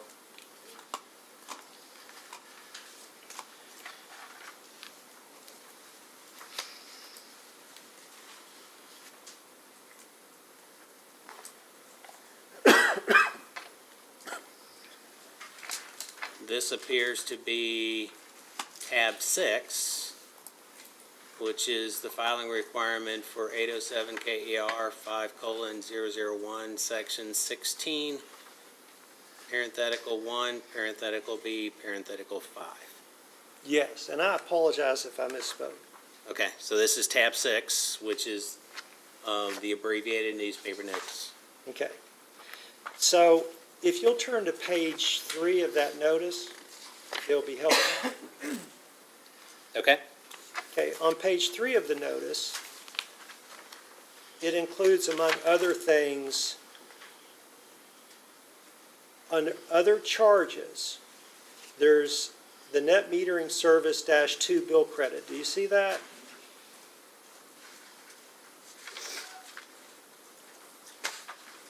Yes. Okay, and in terms of the stipulation and recommendation, what do the companies propose for net metering service -2 bill credit? As proposed in the stipulation And settlement, that's and correct. settlement, the bill credit for excess energy going back to the grid remains at the current charge. Okay. Please turn to page 4 of the customer notice. Okay? Okay. And this is, starting on page 4 and continuing on page 5, there are several rows dedicated to SQF, LQF. Do you see those? Yes.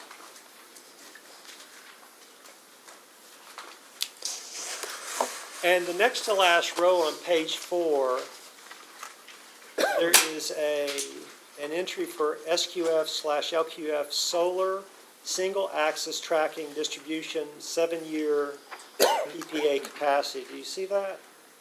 Yes, I do. Okay. What is the current capacity rate that's listed on the notice? It is listed as 12.81 for KU. Okay. And what is the proposed capacity rate that's listed on that notice? It is 0. Okay.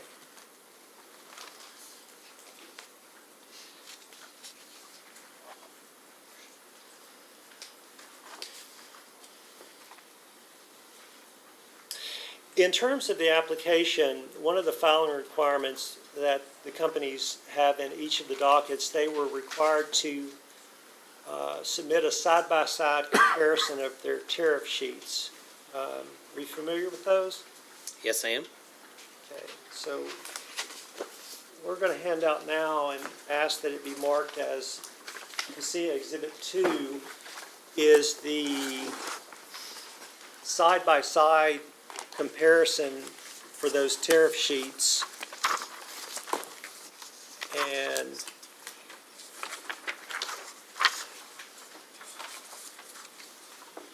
this will be, it's the attachment to the filing requirements, tab 5, 807 KAR 5:001, section 16(1)B4, and I'm on page 107 of 216. And we're going to wait till we get this distributed, and then I'll start asking some questions. This is also an exhibit the exhibit that's being distributed is also an exhibit that's already in the record for case number 2025-113.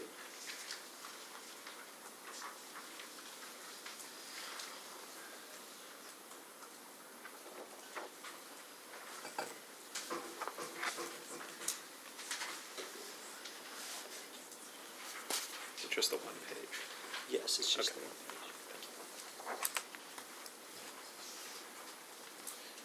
Do you have that page 107 of 216 in front of you?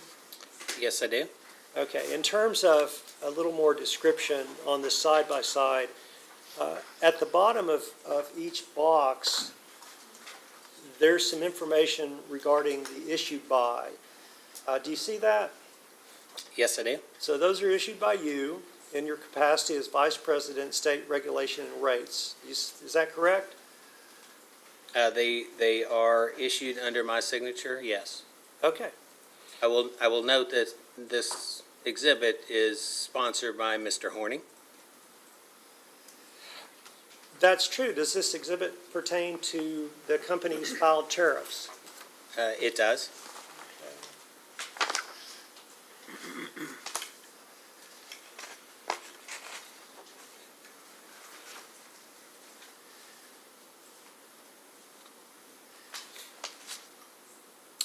And going back to your testimony on page 12, it states in pertinent part, you conclude that the rates, revenue allocations, and proposed changes to the company's tariffs are reasonable and will aid the companies in continuing to provide safe, reliable, economical service to their customers. You recall we went over that?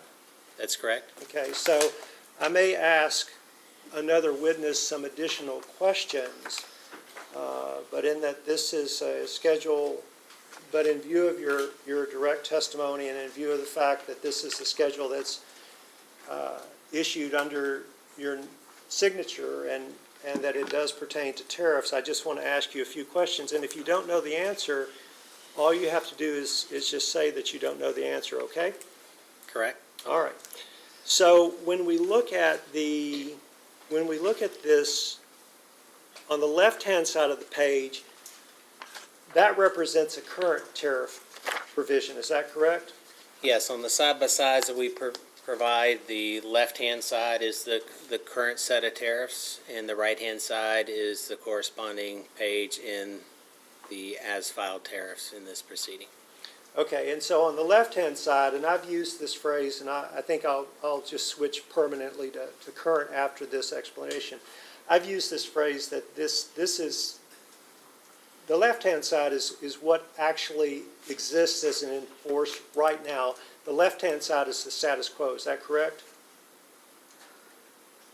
I'm sorry, can you say that again? Well, if we're looking at these, the left-hand side is that which has been approved by the commission and which governs the relationship between the companies and its customers. Is that currently governing it? The left-hand side are the tariffs and rates that are in effect today. Okay. And the right-hand side are the provisions that the company seeks to have approved for prospective use. Correct. Those are the rates and tariffs that we've asked for approval in this proceeding. Okay. So if we look on the left-hand side at capacity rates, and this is the standard rate rider, SQF, and the capacity rates for, you have four types of technologies: solar single axis, solar fixed tilt, wind, other technologies. And then for the 7-year PPAs, in each of those columns, one for distribution connected projects and one for transmission connected projects, the company currently has a capacity rate for each of those technologies for the 7-year PPA for each category, distribution and transmission. Is that correct? That's correct. Okay. And if we go to the right-hand side of that exhibit, for solar single axis tracking, for solar fixed tilt, and for wind, the companies are proposing to change those capacity rates to 0. Is that correct? For the first three items, that is correct. Okay. So with regard to the Louisville Gas and Electric Company tariff proposals, are the LG&E tariff proposals consistent with the KU proposals in that they propose to eliminate capacity rates for these categories for LG&E as well? They should be identical. Okay. And based on the evidence, it is your conclusion from your direct testimony that the proposals are reasonable. Is that correct? My conclusion is based upon the testimony of Mr. Schramm, who covers these in detail and why the rate should be 0. Well, we'll ask Mr. Schramm some questions, and this has to be your testimony. I just want to make clear, is basically, in one sense, is it fair to say that by your education, training, experience, that you're aware of Mr. Schramm's testimony, and that, for lack of a better term, you're agreeing with it? I have no reason to disagree with Mr. Schramm's testimony. He's the one that sponsored that testimony and is responsible for determining those costs. Okay. Fair enough.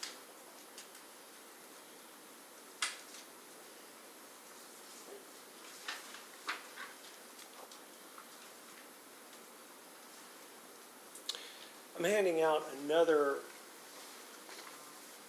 page that's currently in the record, having distributed another page currently in the record, that I would like to have marked as CASIA Hearing Exhibit 3. And this is going to be page 110 of the same side-by-side comparison. And so we'll wait for a second to have this handed out and then start asking some questions.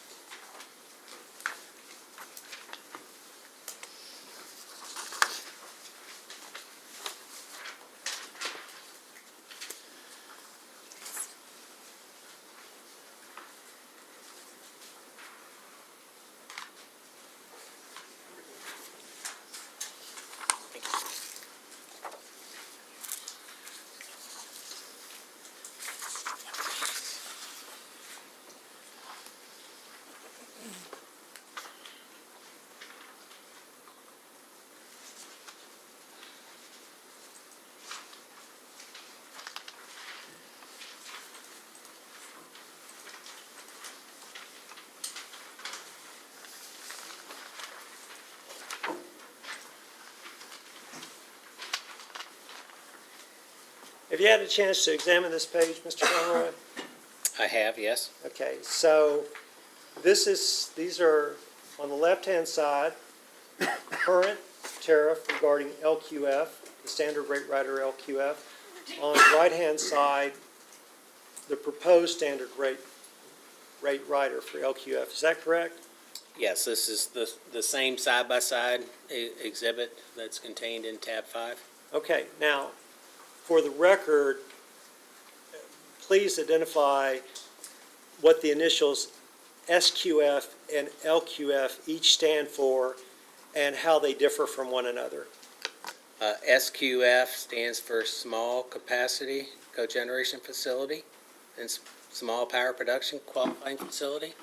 Those are for facilities less than 100 kW. LQF is the Large Capacity Cogeneration, Large Power Production Qualifying Facility, which is for qualifying facilities greater than 100 kW up to 80 megawatts. Okay.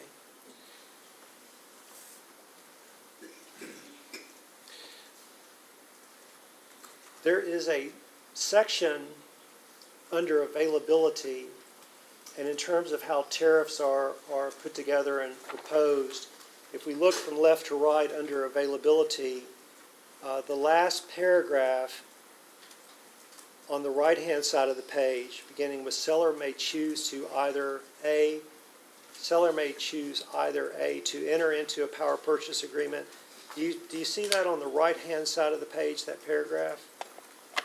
I do see on the right hand the proposed tariffs has some new tariff language.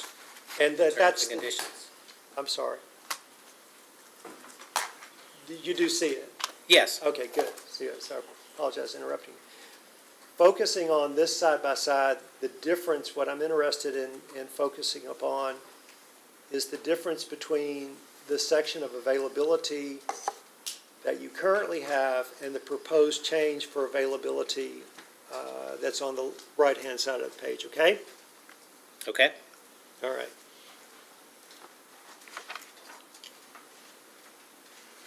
So I'd like for you to read into the record the paragraph on the right-hand side of the page that contains the change, the proposed change. Beginning with seller may choose.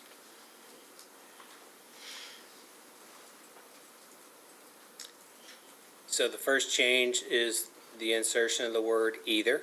So seller may choose either A, to enter into a power purchase agreement, parenthetical PPA, with company for sales of energy and capacity from seller, or B, to sell only energy to the company on an as-available basis.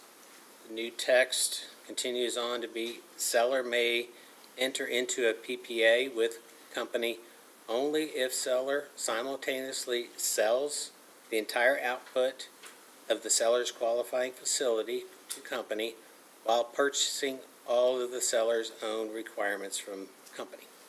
Okay. So that last sentence that you read, that's the new text, that's the change, is that correct? That's correct? Okay, and so in terms of characterizations, what the companies, to try to translate this a little bit, when the companies say that seller may enter into a PPA with the company only if seller simultaneously sells the entire output of seller's qualifying facility to the company, then while purchasing all of the seller's own requirements from the company, do you characterize that as a buy all, sell all arrangement? That essentially is what that is. Okay. So if the seller must commit to sell the entire output of the qualifying facility to the company under this scenario, does that mean, will that eliminate that seller's ability, that seller with an LQF that's located behind the seller's meter, will that eliminate that seller's ability to use their own generation for their own needs? Well, again, the tariffs are sponsored by Mr. Horning, so he can explain this and has explained it in his direct testimony. But to the extent that the QF behind the customer's meter is committing to sell all to the company, then no, it's not available. It's not as available to offset their own consumption. Okay. So the existing option is for the seller to enter into a PPA with the company for sales of energy or energy and capacity. That's the first part. And then the second part is, or alternatively, sell energy to the company on an as-available basis. Is that correct? That's the current situation? Again, Mr. Horning's direct testimony explains the changes, but that is the change in that we were trying to clarify a situation in which a PPA would occur for a QF that is going to sell energy and capacity to the companies versus only as available energy. As available energy means the customer gets call on the first energy from that generation, and to the extent that it is above their consumption, then it comes back onto the system. If you know, if this proposal is approved by the commission, will that eliminate the ability of a seller to enter into a power purchase agreement with the company for sales of energy only?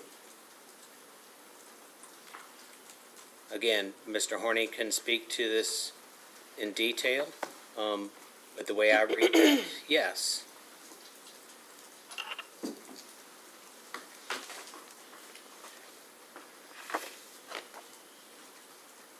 I'm now going to have distributed what I'd like to have marked as CASIA Hearing Exhibit 4.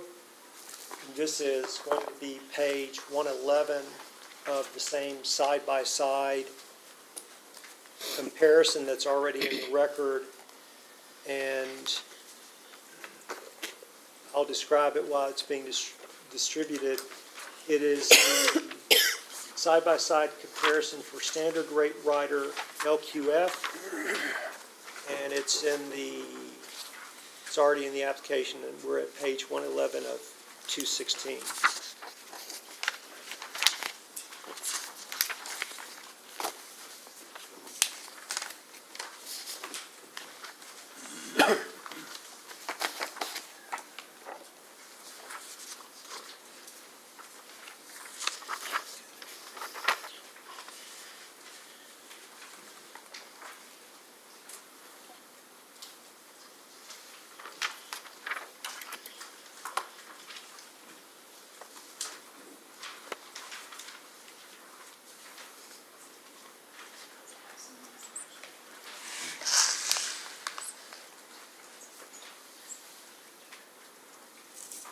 Have you had a chance to look at this page?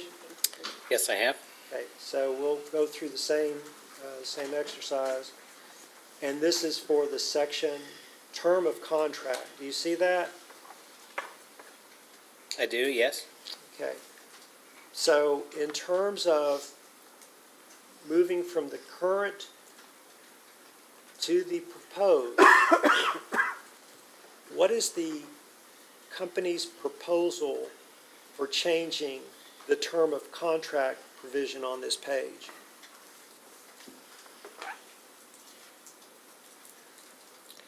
The first sentence under the term of contract is the same. It has not been changed. The second sentence, there are some deletions and insertions. And in terms of how it changes the relationship for the LQF on the terms of the contract, what is the company seeking through this change? What's the rationale for changing the term of contract, and how does it make things better on a going forward basis? Again, Mr. Horning sponsors the tariffs, and his direct testimony will explain the details of the changes. So as with Mr. Schramm, is it your testimony that when we go back to your direct testimony, is that when you conclude that these are reasonable, your conclusion that there's reasonable based on your assessment of another witness's testimony, is that correct? Again, there are a lot of witnesses in the case. The company has a lot of people that work on different areas. I'm not the person doing everything in the case, so I'm relying on my experts and their recommendations when I made that statement in my conclusion. Fair enough. So if I'm asking you, called granular detail regarding the proposed change, is your answer is that you don't know and you would rather have another witness respond? My response is that Mr. Horning is the one responsible for this, and he can either respond to it on the stand or has already responded to it in the direct testimony. Well, I'll ask the question one more time because of the value of our time in this hearing. You've arrived at a conclusion that this is reasonable. Do you understand the change that you're recommending to this commission to be approved as reasonable? Do you understand the term of contract provision? Again, I'm relying on Mr. Horning and the reasonableness of the changes in the tariffs. Okay. With regard to the Kentucky Utilities response to CASIA's second supplemental request for information. And I'll ask that you locate that. This will be response of Kentucky Utilities Company to CASIA's second supplemental request for information dated September 12th, 2025, filed September 23rd, 2025, particularly item number 3, question number 3. When you get Can you hold on a minute, please? Sure, when you get there, just let me know when you're there. And which was it? Cassia? This will be CASIA's second supplemental request, and KU filed it into the record on September, their response was filed into the record on September 23rd. Okay, and which question? Question number 3. Who is the witness? Well, who are the witnesses? Robert M. Conroy, Charles R. Schramm. That's the one I want to ask you about. Are you referring to, okay, second supplemental request, I'm sorry. Yeah, So it's quite all right. third. It's a Okay. big record, yeah. Yeah, the third round. Okay? That's right, yes, yes. Okay, and just let me know when you get to the answer to question number 3. I've got it. Okay, this is one that you co-sponsored with another witness. If it's appropriate to move these to another witness, we'll understand that. But let me go ahead and ask the question while you're on the stand. The response includes the statement at pertinent part, energy storage does not affect the characteristics of the underlying generation technology. Do you see that statement? I do. Okay. You co-sponsored this response. Is this also your position, or is this one that what is the nature of what in this response is your responsibility in terms of answering questions? What part of this is yours, so to speak? Mr. Schramm covered that aspect. My aspect is the reference to the statute where battery storage is not eligible, is not an eligible electric generating facility for net metering. Okay. The rest of the response, Mr. Schramm can address. All right, and in lay terms, if you'll indulge me in lay terms, are you saying that when it comes to the mechanics associated with the response as what it represents with regard to battery storage, and what it means to have battery storage, that's better for Mr. Schramm, is that correct? Yes, what battery storage means relative to the question. Again, it's not eligible for the net metering statute. Okay. Well, when it comes to answering a question concerning the flexibility that a QF with solar and battery storage, the operational flexibility, are you in a position to answer those questions, or are they better referred to Mr. Schramm? That is a better question for Mr. Schramm. All right, thank you.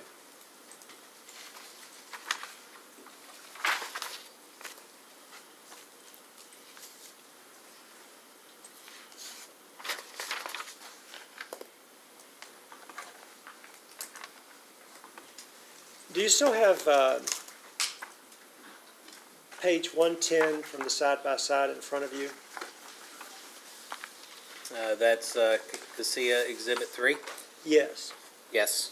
All right.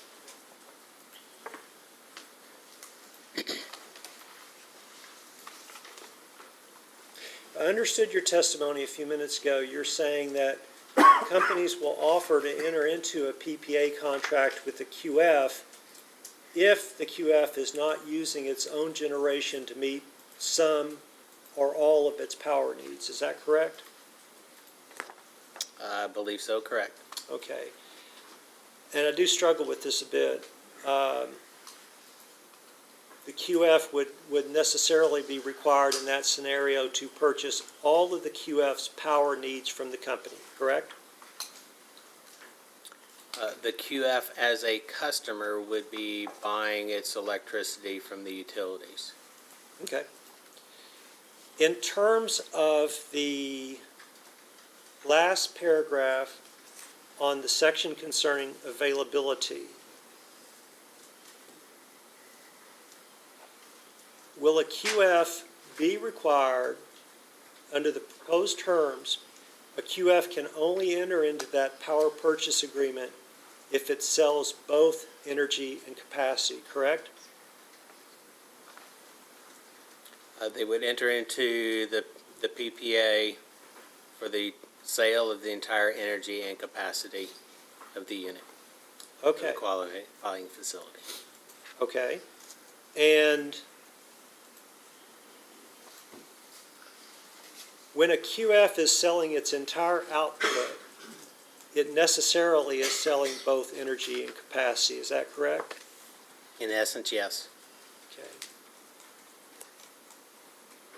So does it follow under the tariff proposals that capacity payments to a QF would only be available to QFs that enter into a PPA that is a buy-all, sell-all arrangements? That is correct. Okay.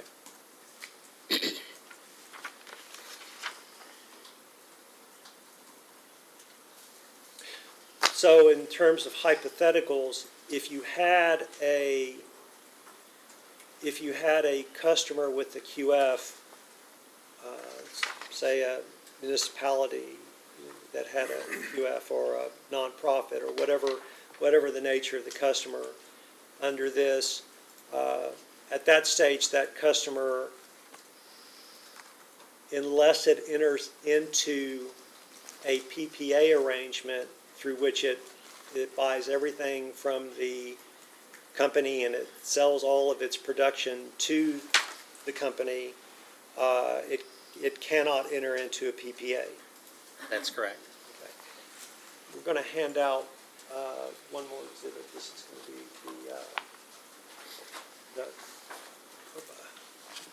it's this one. We're going to distribute to the stage another exhibit. This is not in the record of the case. It's a commission, it's one of the commission's administrative regulations. And it's 807 KR 5:054, small power production and cogeneration. And we would like for this exhibit to be marked CASIA Hearing Exhibit 5. And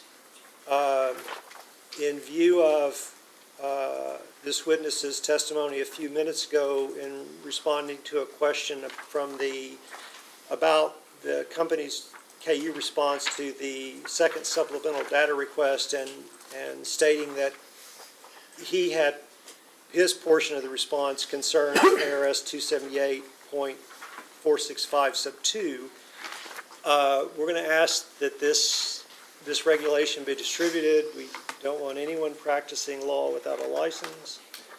But we are going to ask him some questions about it to get his understanding and try to put these proposed tariff changes into context.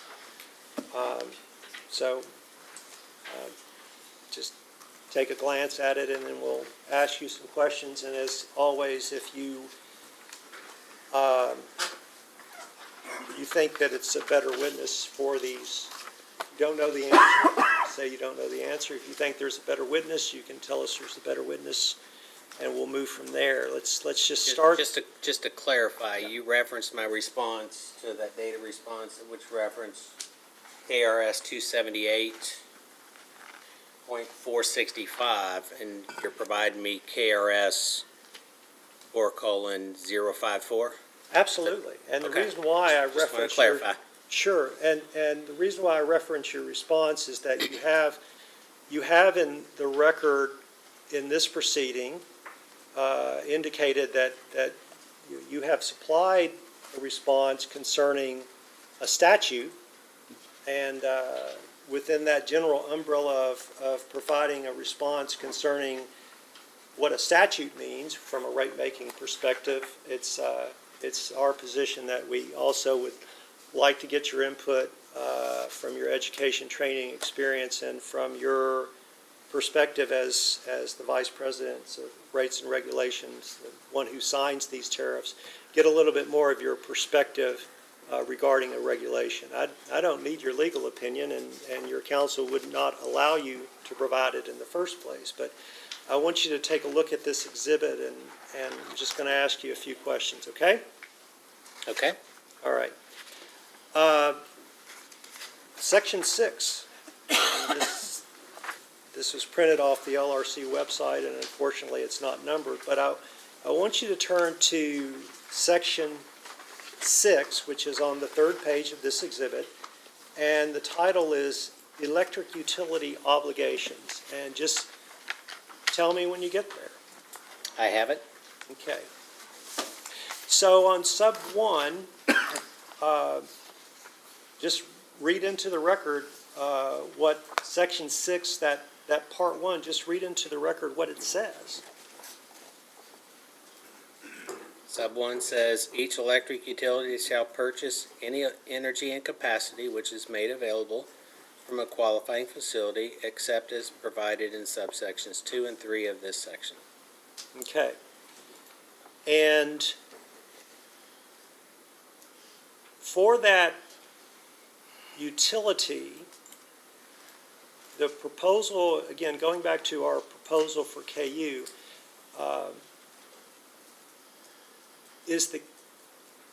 will the KU proposal, if accepted, create a situation in which the utilities will have a structure utilities will structure a situation in which they are not willing to purchase energy and capacity that a QF makes available?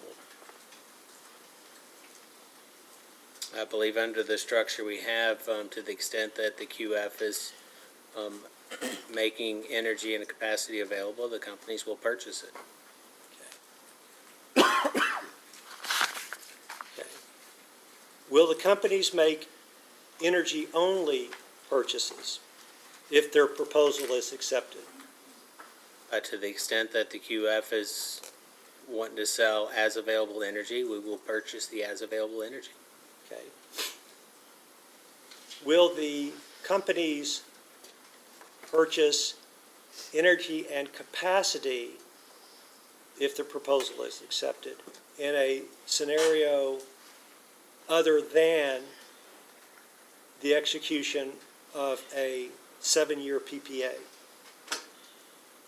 The way the tariff is written under a 7-year PPA, in the QF is selling all of its energy and its capacity to the company, we will purchase it. Okay.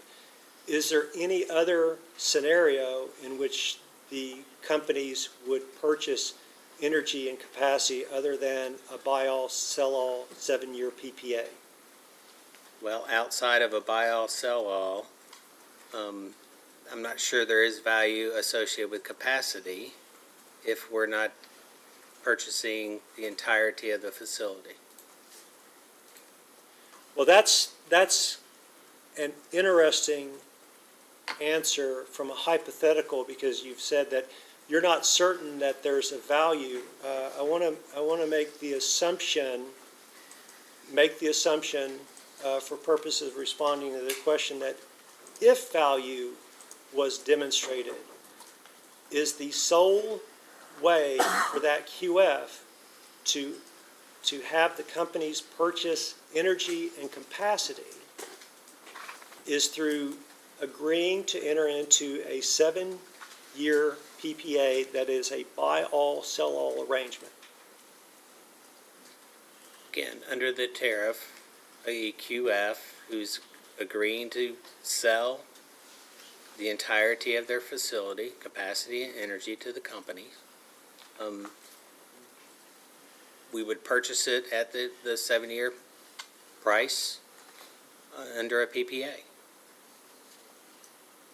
Okay. And that would be for the QF, if I understand it, to put a notion of capstone of the testimony, that's the exclusive means that they could achieve that, the customer's going to achieve that capacity and energy sale to the company, correct? That's correct. All right. Please take a look on, at the bottom of the page, section 7, purchase of output from qualifying facilities, and it continues on to the next page. So at the bottom of the page, section 7, purchase of output from qualifying facilities. On the next page, sub 1, qualifying facilities. Do you see that? Section 1, qualifying facilities? Yes. Yes.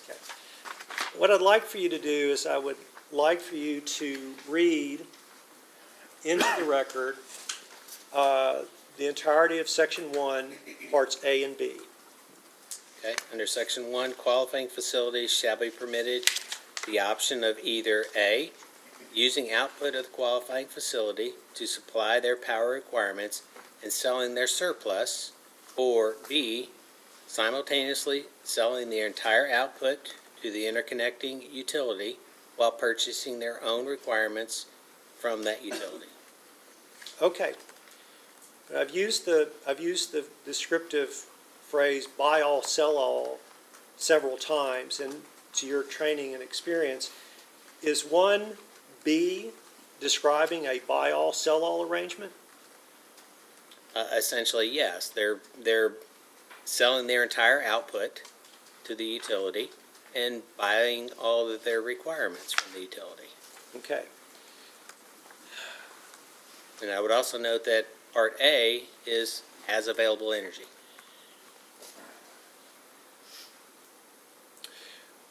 Well, okay.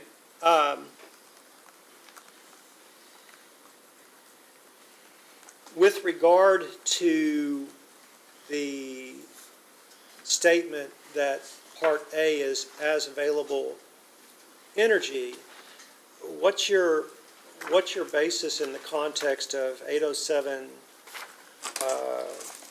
KAR 5:054? Simply help me locate, for example, in the definition section, is available energy defined that way in this regulation, to your knowledge? I did not say that it was a defined term in this regulation. What I was saying is using output of the qualifying facility to supply their power requirements and selling their surplus is essentially selling the companies as available energy. As it's available, they will sell it to us. That's all I'm saying. But okay, thank you. And is it also the case that in order for you to arrive at the conclusion that it from the company's perspective, that it is as available, that would be, you would also have to make the assumption that otherwise there is no capacity value? I'm not sure what that references to. Well, sure. Using the output of the qualifying facility to supply their power requirements and selling their surplus, under that first section, you're saying that that's as available. Is it your position that the energy only compensation under this Part A is premised upon the assumption that there is no capacity value when a qualifying facility uses some of their generation to supply their own power needs and then sells surplus to the utilities? I believe that is what as available energy is. There's no capacity to that. The customer has first call on the capacity of the QF to use it to offset their consumption. Anything excess is made available to the companies.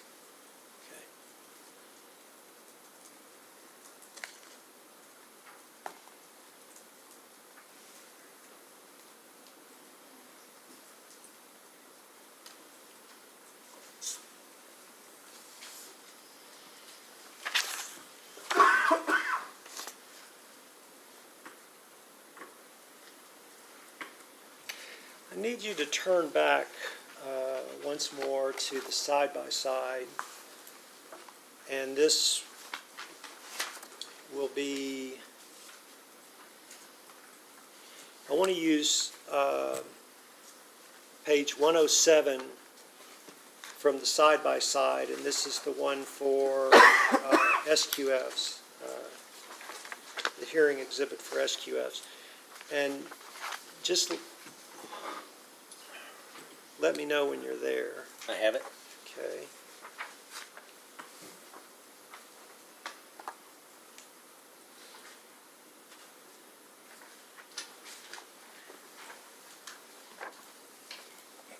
In fact, Mr. Conroy, I apologize. Do you have page 106 of 216 readily available? Is that something that you can have? Yes, I do.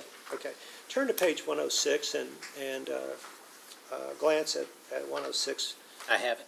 Okay, now, if we look at 106, these are SQF rates, and if we're looking on, let's look on the left-hand side of the page, are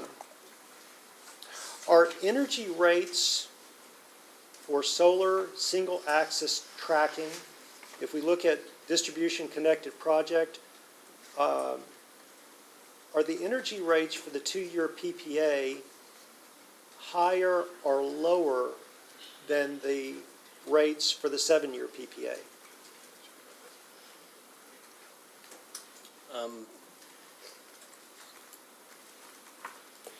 The solar single axle tracking, Yes, 2-year PPA price versus a 7-year PPA price? Yes, sir.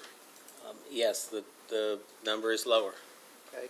And with regard to transmission-connected projects, is the 2-year PPA price lower than the 7-year PPA price for that technology? Yes, it is. Okay. If we look to the right side of the page for the proposed energy rates for the same technology, solar single-axis tracking, are the 2-year PPA rates lower for distribution-connected projects than 7-year PPA rates? Yes, they are. Okay. And with regard to transmission-connected projects, are those 2-year PPA rates lower than the 7-year PPA rates? Yes, they are. Okay.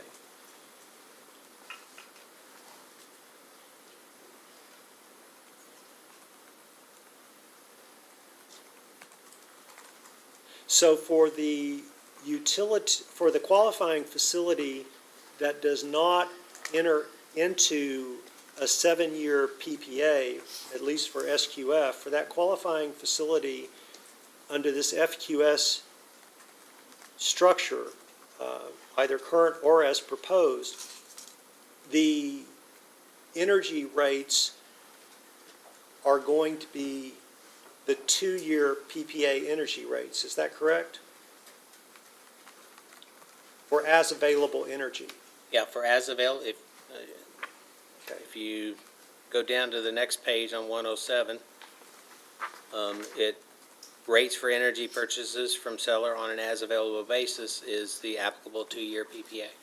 Okay.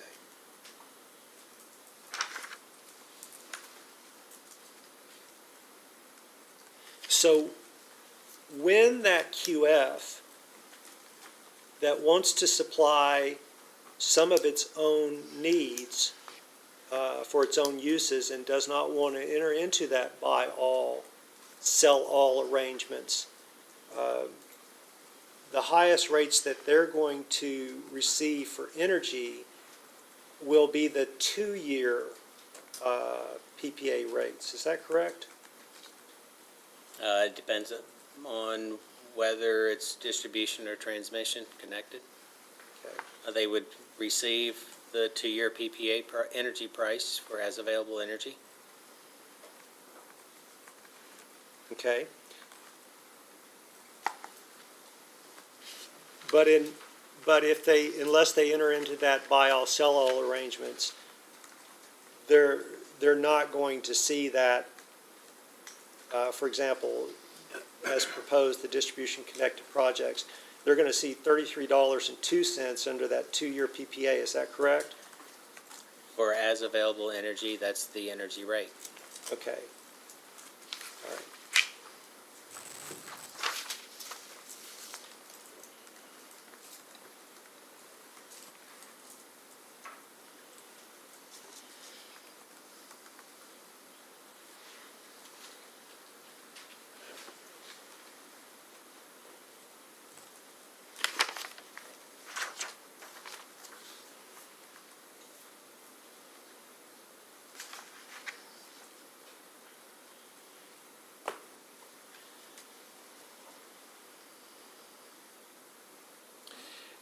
And if you have an opinion on this in terms of your conclusion and your testimony, is from the company's standpoint, has the company structured the recommended SQF tariffs provisions and the recommended LQF tariff provisions to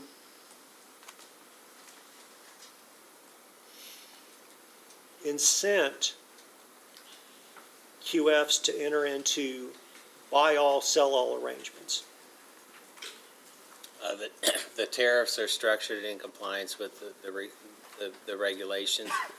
We don't design it to incent or disincent what a QF does. Okay. Chair, if I just will have a few seconds to look at my notes, I may be done. I appreciate your patience, Mr. Conroy.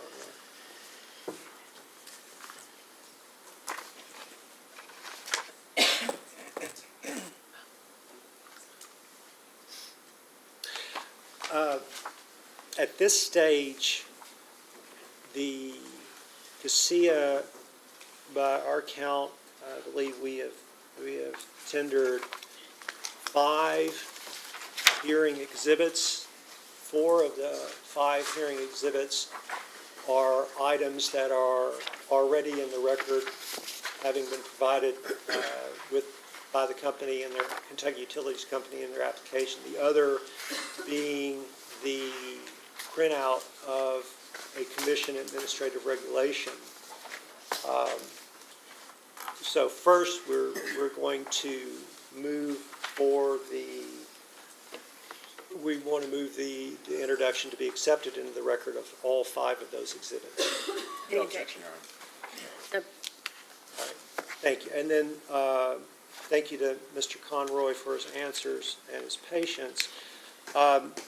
As has been discussed previously, while we believe we've asked Mr. Conroy, in good faith, believe we've asked him all the questions we want to ask him, this is a witness, depending on what we hear from the remaining witnesses, we respectfully ask for the right to, if necessary, speak with Mr. Conroy again. Yep, and I believe he probably came here with that expectation. Yes, ma'am. Well, heavy is the head that wears the crown, so I think we appreciate Mr. Conroy. Thank you. Sure. Okay. At this point, I think we'll take a quick break, but not excuse Mr. Conroy because we have other witnesses that will, or parties that will need to question him. But let's just do 10 minutes. And I'm thinking we'll go to about 5:30 tonight. Mr. Cook? Chair, I received an indication from our witnesses that the sound quality of the broadcast is really bad. Oh, goodness, for everyone, not just a particular Well, just microphone? for all 4 witnesses. Okay, Mr. Spaulding. With regard to the exhibits and the Department of Defense and the federal agencies, I know they're in a difficult situation. For the record, electronic versions of each of the exhibits were provided to council so that they could have a complete record, so that they were given the 5 exhibits that we We'll accommodate the best we can with the federal Exactly. government shutdown. All right, with that, let's do 10 minutes, and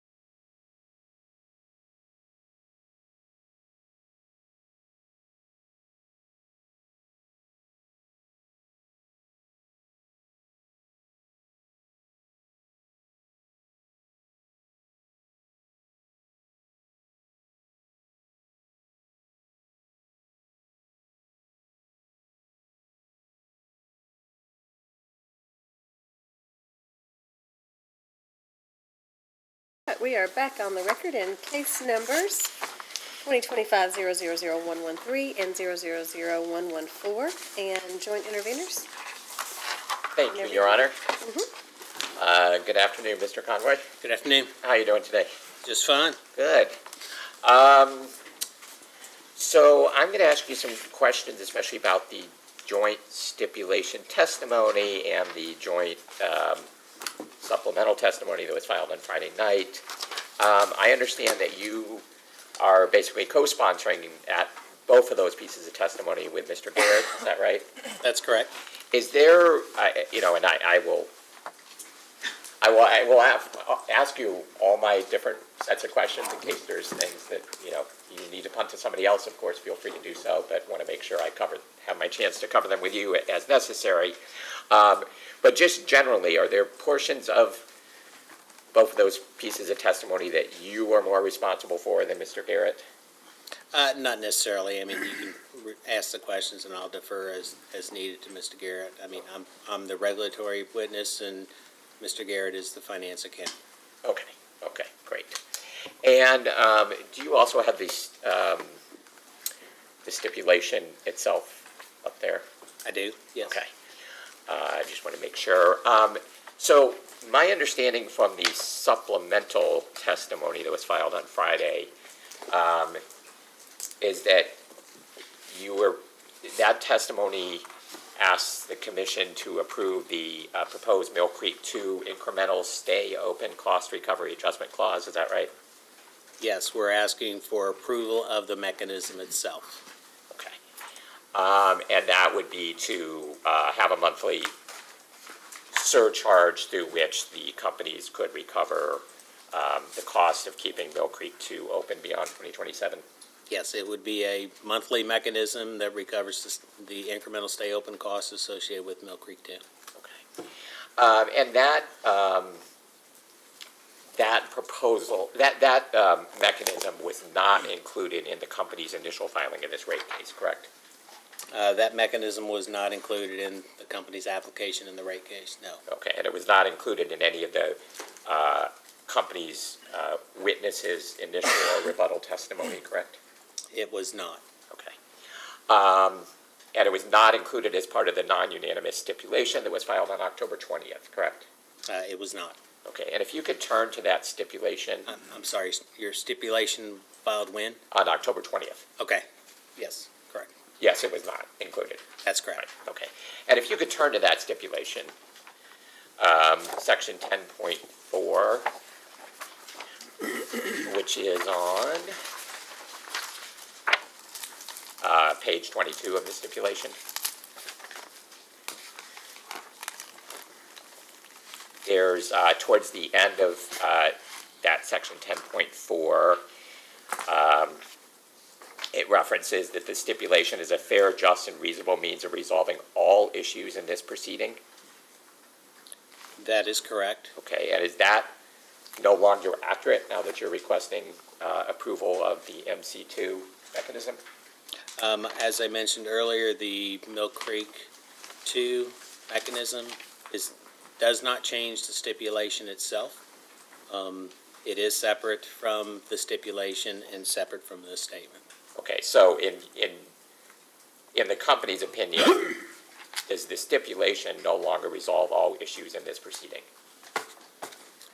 With the exception of Mill Creek 2 mechanism, it resolves all other issues. Okay, but it doesn't resolve all issues? Asked and answered, Your Honor. I do believe he's answered. Okay.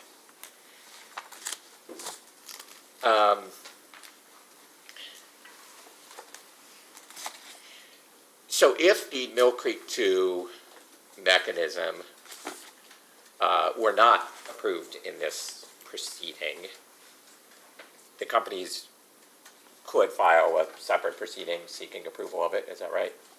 The companies could make a separate tariff filing to request approval of it, yes. Okay. And the companies also could recover the stay open costs of Mill Creek 2 through their next rate case, correct? No. Next rate case, given the stay out, would not be until 2028. The stay open cost as I mentioned earlier, are being incurred now, and there's significant costs that would be incurred next year in 2026 that are not included in the test year in this rate case. And is there a reason they could not seek recovery of those in the next rate case? Well, the next rate case would not be until 2028, Okay, which so is significantly after the incurrence of those costs. so it would delay your recovery, but it's not like you could not seek recovery of them in a future rate case, correct? Well, it would not include O&M, because that would not be incurred in the test year in the future rate case. Could you recover the capital costs in a future rate case? We would forego any recovery of the capital cost in the interim and a return on that capital investment until such time as the assets are included in a test year in a future rate case. Is there a reason Mill Creek 2, if it were to continue operating past 2027, would not be included in the future test year? No. Okay, so in the next rate case, Mill Creek 2 would be included in the future test year. Again, all assets would be included in a future test year. Okay. The costs are significant to continue the operation of Mill Creek 2. Without recovery, it's a challenge to continue operating the unit. But if the Mill Creek 2 was included in that future test year, the cost of keeping it open would be recoverable. Again, those costs are incurred now and next year, and those are significant expenditures that would be deferred until 2028 for any recovery.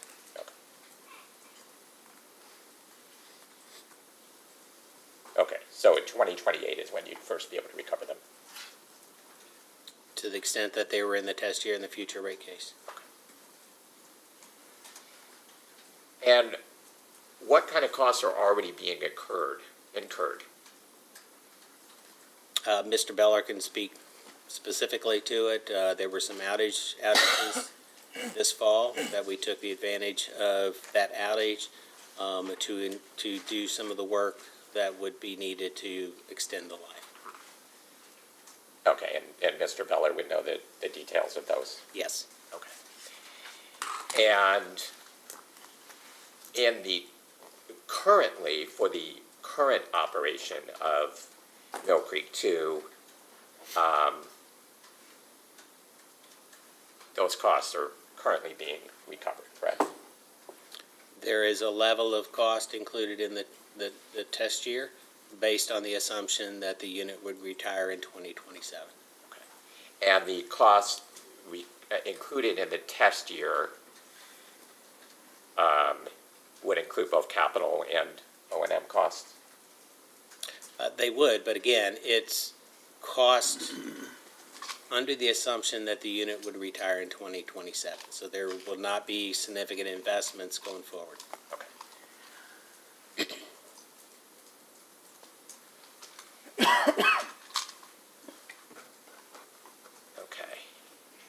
And if you could turn to the Exhibit 5 to your supplemental testimony, which I believe is the Mill Creek 2 rate impact analysis.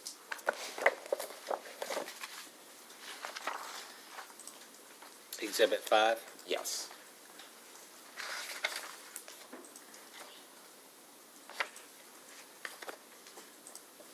Okay. Okay, and both yourself and Mr. Garrett are identified as I guess, authors of this exhibit? Correct. Okay. And what was your role in creating this exhibit? My staff is the one that created this using inputs from various other areas of the company in the finance, accounting, and generation planning. Okay. And do you know when this exhibit was created? It was created Friday. Okay. So, as we mentioned, the commission's order came out on Tuesday. We worked diligently on all these exhibits to present as soon as we could on Friday. So before Friday, had the companies ever evaluated what the estimated residential customer impact of the Mill Creek 2 mechanism might be? No.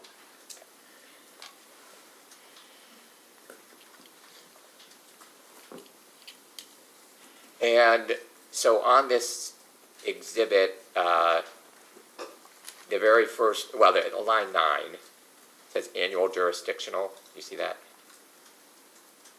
Yes. Okay, and is that the amounts of costs that would, estimated amounts of costs that would flow through this Mill Creek 2 mechanism were it to be approved? That is the jurisdictional revenue requirement for the stay open cost, which includes both capital and O&M. Okay. And so those are the amounts that would be recovered from customers? Again, that is a revenue requirement number that represents what we would collect from customers. Okay, and that, those costs, they are also repeated on line 25 for Group 2, is that correct? Yes, that line item is the total revenue requirement, consistent with the ECR mechanism and the way this would function. There's a Group 2 in Group 1 and Group 2 that those costs are allocated to, Okay. and then collected from that group of customers. Okay, so the amounts on line 9 and line 25, that's the total that is divided between Group 1 and Group 2? Yes, that is the total that is divided between Group 1 and Group 2. Okay. And you can see that on the spreadsheet line 13 and line 29. Those summed together would equal the 13 million in 2026, as an example. Okay. And Group 1 just is mostly residential and local government customers? Group 1 is residential, general service, lighting. I believe that covers it. And what's general service? General service, rate schedule, GS. And what kind of customers are those? They're customers that are under 50 kW demand, typically commercial. Okay. And then Group 2, what kind of customers are those? Group 2 is all other customers, rate PS, TOD, RTS, FLS, and the new proposed extremely high load factor. They are the larger customers in the company system. Okay. So I'm a little confused. If you scroll down to line 67, it has general service under Group 2, I believe.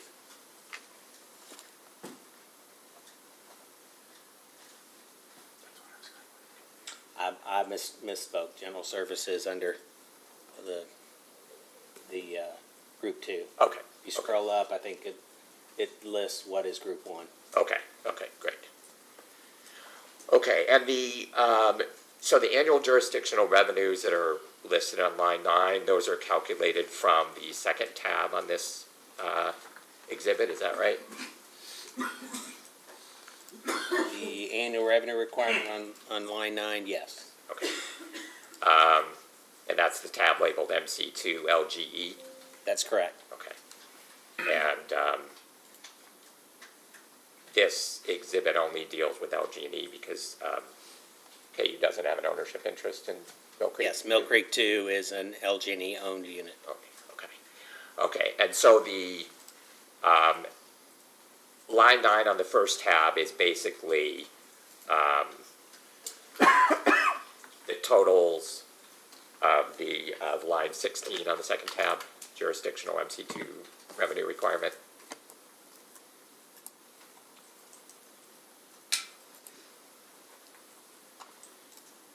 So line 9, column B, is a summation of columns B, row 16 through S, row 16 on the Mill Creek 2 LG&E tab. Okay, great.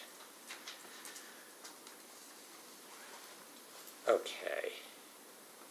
And do you know what the source of those, of the capital and O&M costs that are reflected in this bill impact analysis is? It is from our accounting and planning areas of the company that represents the incremental stay open cost associated with Mill Creek 2 that we discussed extensively in the CPCN proceeding. Okay, Your Honors, we're going to, in a second, put a exhibit from the 2025-00045 up on the screen.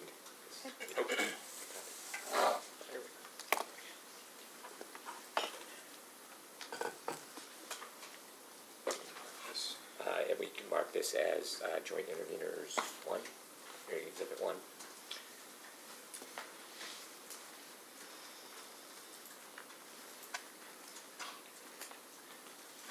Okay.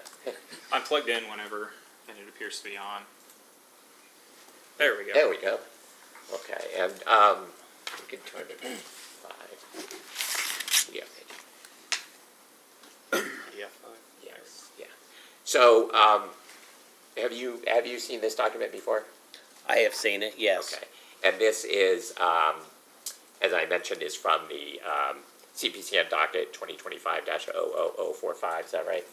That's correct. Okay, and this the document is the Mill Creek 2 life extension modeling analysis.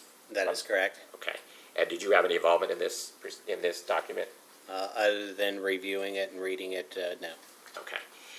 Do you know, just looking at page 5, there is a table 1 there that says Mill Creek 2 stay open and life extension costs. Do you see that? I do. Okay. Do you have any familiarity with those numbers that are listed there? Just generally, I do. I will state that what's included in this analysis is going to be different than what's in what you've pulled up on the screen. Those were some earlier preliminary analysis and numbers. These numbers are more refined. They are actually lower than what was in this document, but Mr. Beller can speak to any differences. Okay. Do you know when the newer estimates were created? I do not. Okay. Looking at this table 1, it talks about stay open and life extension costs. Is that 2 different categories?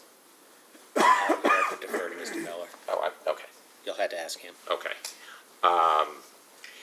So to your knowledge,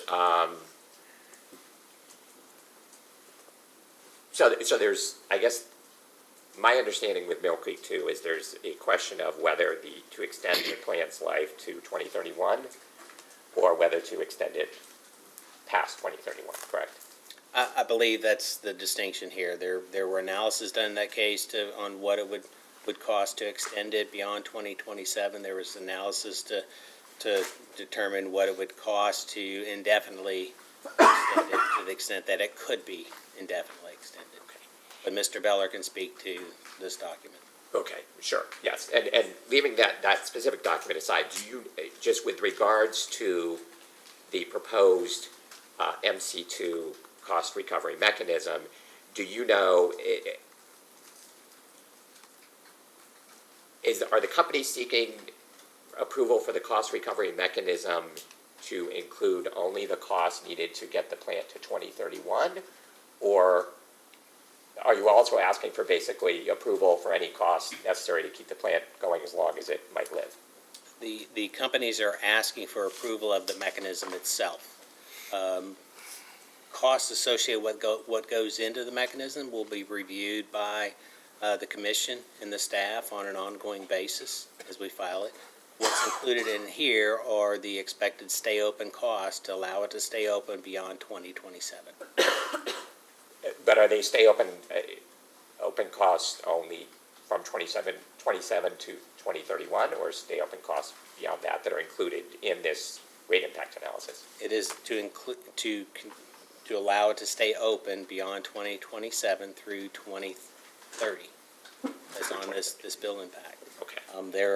There may well be more significant costs beyond 2030. And my understanding is that the way this mechanism works is that as the companies or LG&E incurs costs, they're automatically put into the rate recovery mechanism, recovered from customers on a monthly basis, and then there's a post-recovery review by the commission, correct? Yeah, correct. If the mechanism is approved, it'll function very much like the ECR. Actual costs will be included in the expense month, filed with the commission before the billing factor goes into effect. It'll be billed the following month. There will be a true-up on an ongoing basis, and there will be a review processes from the commission on an annual basis. So if the commission approves the MC2 mechanism in this proceeding, the next chance that it would have to review the costs recovered through that mechanism would be after those costs are recovered, correct? The first chance would be in the first expense month that we include the cost. If the mechanism is approved and the commission issues an order by the end of December for rates to be effective January 1, then January expense month will be filed with the commission in February and billed to customers in March. That will be the first opportunity for staff to review. It'll be filed 10 days before the March billing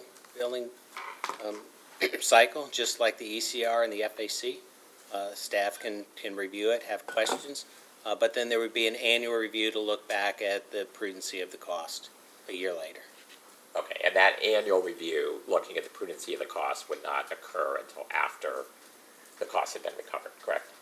That's correct. Just like the ECR mechanism where there's after the fact review, the commission can determine whether the costs were prudent or not, and request refunds. Okay. So there is a transparent review for the commission staff to look at the actual costs that we incur.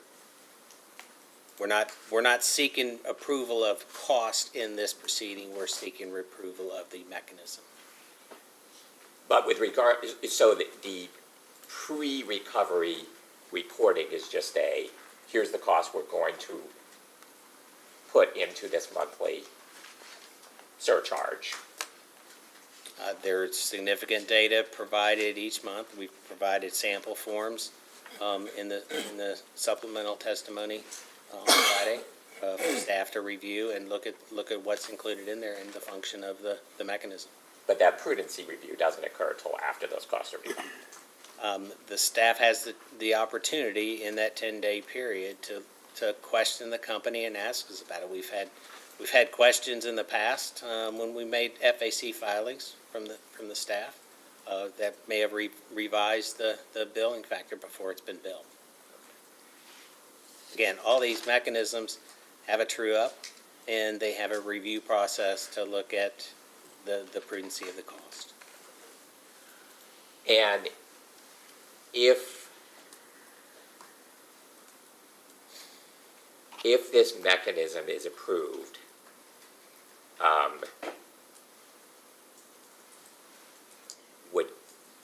would costs that are needed to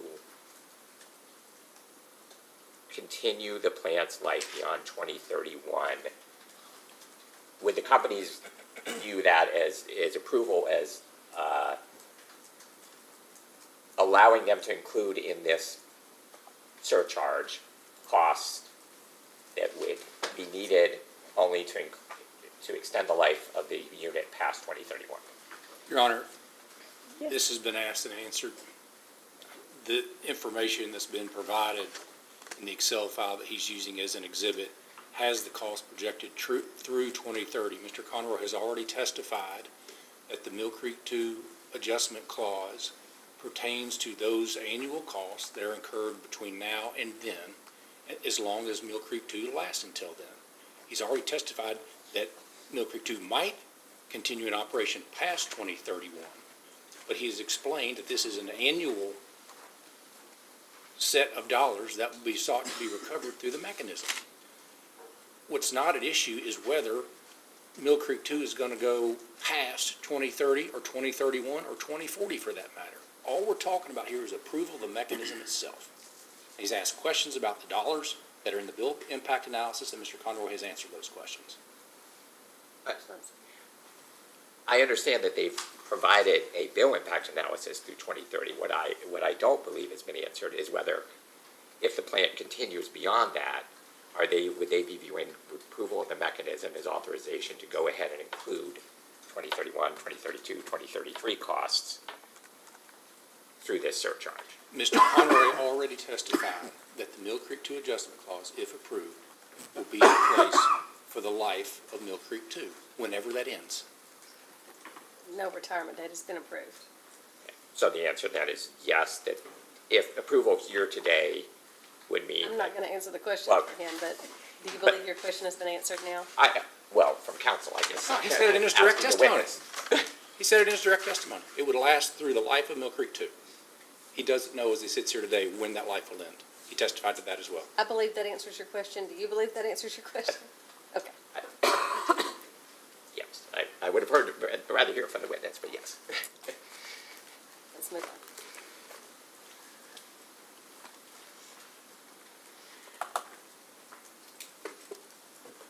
Okay, I believe earlier today in your direct, you said that with the stipulation entered in this proceeding has a stay-out provision, correct? That's correct. And that's a commitment by the companies not to file for another rate increase until at least January 1st, 2028, correct? Yes, the earliest we could file would be January 2028 for rates effective August of 2028. And I believe you also testified this morning, or this afternoon, that without the stipulation, the companies would need to come back for another rate case in about 10 months, correct? That's correct. In conjunction with the in-service date of Mill Creek 5, we would likely be filing a rate case within a year from now. Within a year, so by November of 2026? Correct. Okay, and so the stay out really is another 13 months past that, correct? Whatever the math is. I mean, the stay out is from basically January of 27, or January of 26, when rates go into effect, in this case, through August of 28, which is about 2.5 years. But without the stay out, you wouldn't be filing, you just testified that you'd be filing in about a year for another rate increase, correct? That's correct. Okay. But the stay out agreed to basically is from January of 26 through August of 28. Okay, but without the stay out, you would file in November of 2026. With the stay out, you could file in January 2028. Correct.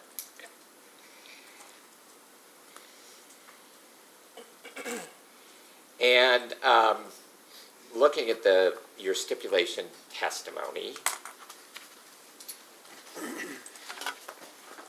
on page 11. The stipulation testimony filed October 20th? Yes.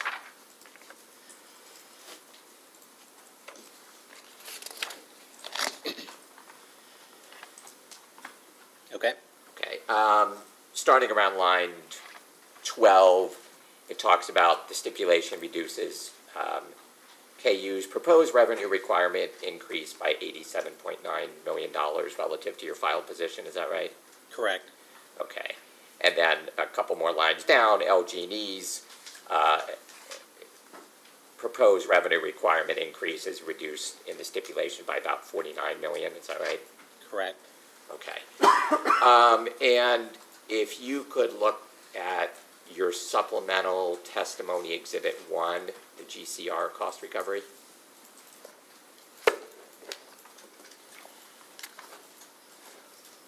Okay. So this supplemental testimony exhibit 1, this is the estimated bill impact of the generation cost recovery rider, is that right? That's correct. Okay. And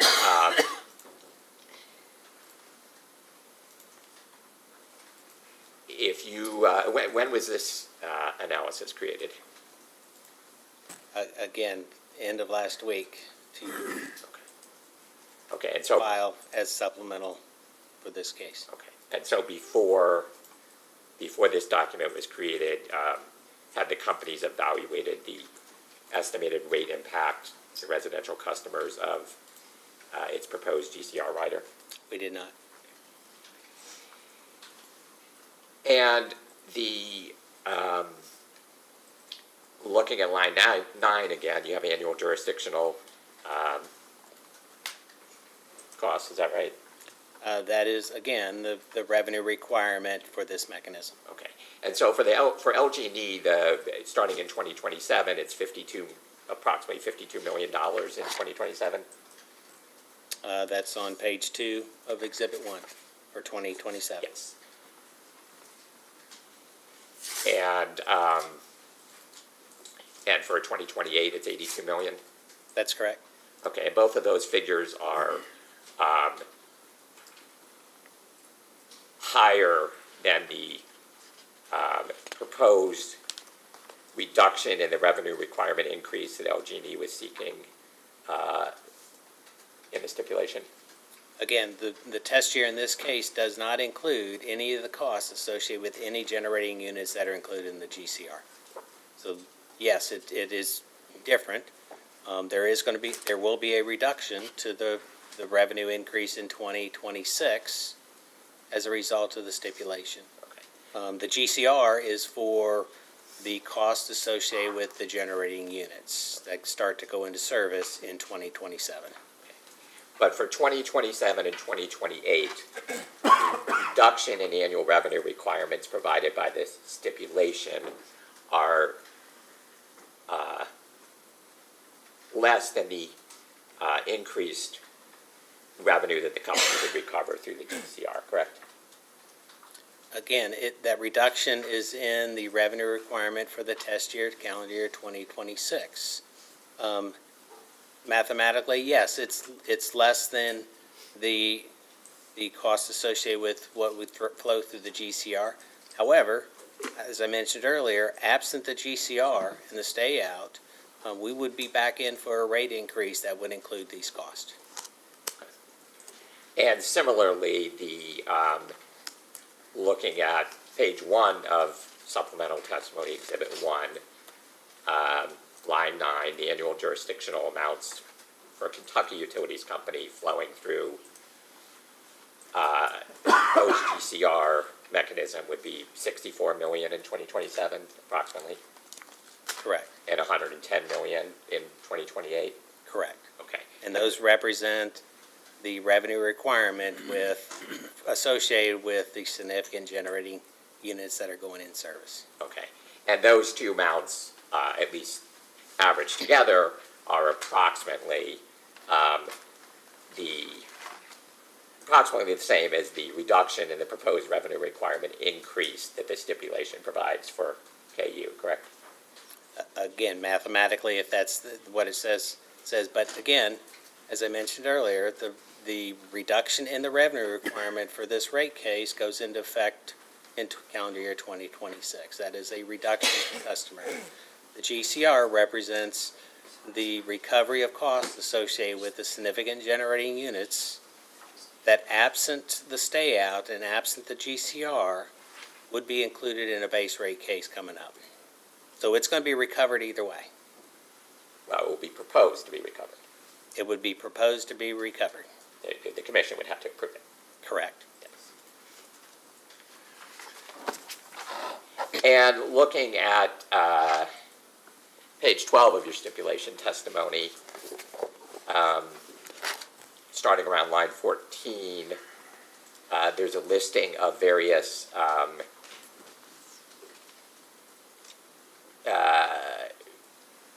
reductions in the company's requested revenue requirement that are reflected in the stipulation. Is that right?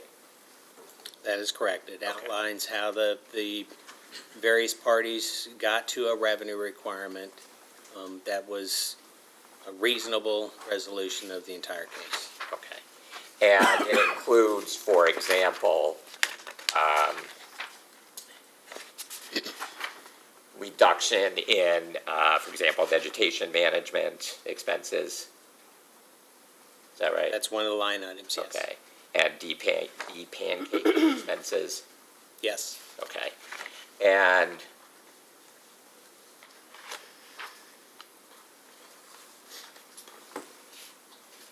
my understanding, am I correct, is that the stipulation includes deferral accounting for those expenses? It includes deferral accounting for a number of items. Okay. and do- Again, as mentioned earlier, the stipulation is to be viewed in totality. It's a total resolution, and looking at individual line items is not appropriate. Okay, well, I'm looking at the individual line items identified in your testimony and the stipulation. If you could turn to page 10 of the stipulation itself. 10 of the stipulation. Yes.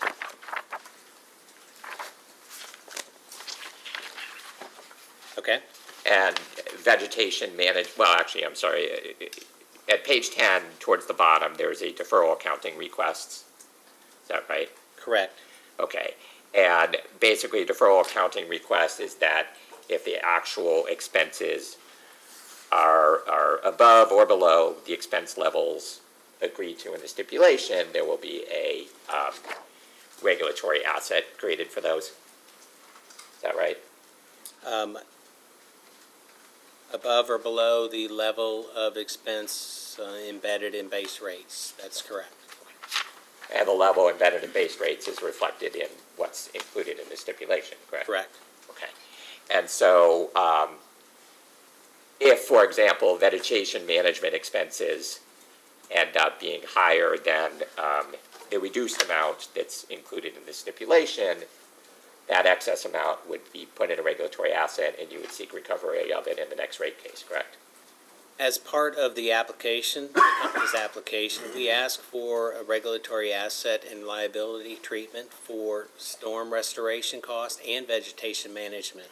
We explained in detail those two work in tandem to the extent that we incur costs associated with vegetation management that could prevent storm damage. So the regulatory asset liability that we ask for in the application applies both to storm restoration and vegetation management. What we agreed to in the stipulation is we lowered the level of vegetation management expense in the test year and in base rates. We are still seeking approval of the deferral accounting for both storm and vegetation management for the reasons we explained in my direct testimony. And so through that, if you end up spending more on vegetation management than the reduced amount you provided in the stipulation, that excess amount would simply be recovered through the next rate case, correct? Again, they work in tandem. It's both a reg asset and a reg liability. And what we proposed in the original application was a review process for this commission to look at the prudency of our expenses associated with vegetation management and our expenses associated with storm restoration. We proposed that 90 days after the calendar year, there would be a review process for those. The stipulation also extends that to the other deferral accounting that we have in the stipulation. So it is not unfeathered cost recovery. It is still a prudency review by the commission. And that prudency review of any excess costs would incur in the next rate case. No, the prudency review would incur or be 90 days after a calendar year. Where, as we explained in my original testimony, and we extended to the different deferral mechanism. And again, it's both a reg asset and a reg liability. So to the extent that costs are lower than what's in base, or higher or lower than what's in base rates, there will be a liability for the commission to review. Collection of those deferral accounting would be in a future rate case.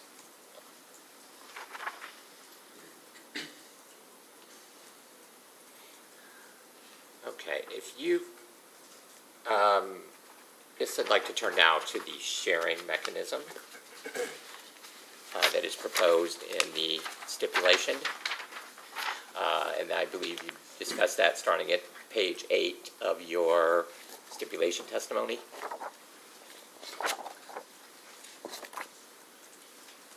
Okay. And so my understanding is the sharing mechanism essentially provides that if the companies earn more than 10.15% return on equity during the sharing mechanism period, there would be a refund to customers. And if you earned less than 9.4% return on equity, there would be an extra charge to customers, right? Yes, to the extent that we earn over 10.15, the incremental above that would be returned to customers. To the extent that the company's under-earned 9.4, will recover up to 9.4, which is 50 basis points below the 9.9 agreed to in the stipulation. The upper end is only 25 basis points. And the 9.9 return on equity, that's an increase over your current approved ROE, which is 9.55. Is that right? Current from the 2020 rate case was 9.425. Yes, it is an increase from that. It is a decrease from what our expert said is appropriate. Okay, and in your ECR, environmental cost review mechanism, cost recovery mechanism. Cost recovery mechanism, yes. You've proposed a 9.35%, correct? We have not proposed a difference in ROE for the mechanisms. And the stipulation reached by all the parties maintains a 9.9% ROE for mechanisms. For the mechanisms proposed here, right? For all mechanisms. So you're proposing to change the 9.35 in your environmental compliance recovery mechanism? Yes. In our original application, we asked for the ROE approved in the base rate case, the 10.95 in our file position to apply to the ECR mechanism as well. And now you're asking for a 9.9% for the ECR mechanism also? That is what is agreed to by all the parties in the stipulation. Where does the stipulation apply that to ECR?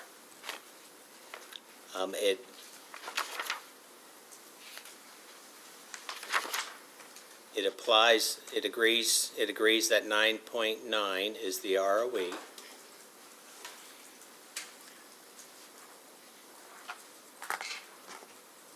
It may not specifically state ECR, but it is also applied to the mechanisms as originally applied in the company's application. Okay. That is a provision that was in the company's application, that the 9.9, or the ROE approved in base rates would apply to the ECR. Okay. Just to clarify, Your Honor, it's on page 5. Okay. Yes, I just saw that. Of the testimony? Of the stipulation. Of the stipulation. So that means you are no longer proposing the 9.35% return on equity that you proposed in the latest ECR docket 2025-00173? I'm sorry, what? The 9.35% that you proposed in the latest ECR docket 2025-00173? What is that a review proceeding? I believe so. No, we didn't address it there. We addressed it in this rate case. Can we go off the record for a minute? Off the record? Yeah. Or just to confirm real quick? Yeah. Yes. Okay. Thank you. I'm not actually taking us off the record, but.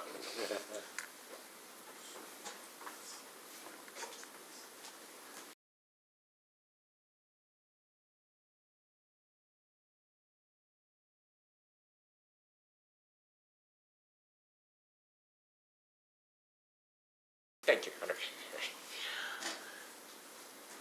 Okay, so, for the sharing mechanism, so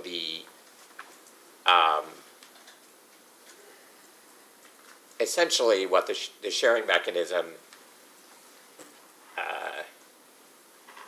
guarantees for customers that the utilities, that the companies would not earn an ROE above 10.15% during the sharing mechanism period, correct? In conjunction with the stay out, the sharing mechanism is critical to the companies remaining financially viable. We do not expect to earn above the 9.9 in base rates. So it's not anticipated that we will be above that. But to the extent that we are, and it is over 10.15, then the customers will get a significant benefit for that. Okay, so back to my question. It guarantees for customers that the companies won't earn above 10.15% during the sharing mechanism period, correct? I would not say that it guarantees, because there is a review process once the sharing mechanism period is over. We will make a filing demonstrating what the earnings are, and they will be reviewed by the commission. Okay, so it guarantees unless the commission were to deny refunds to the customers. Again, there's no guarantee that we will earn the 9.9, let alone 10.15. But it's a guarantee that you won't earn above the 10.15%. That's correct. And similarly, on the bottom side, it is a guarantee that you won't earn less than 9.4%. That's correct.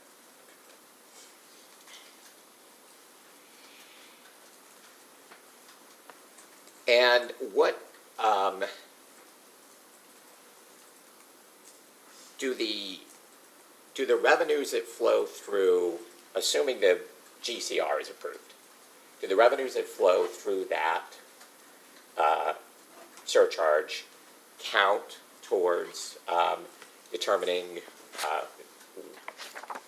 whether there's the sharing mechanism is triggered?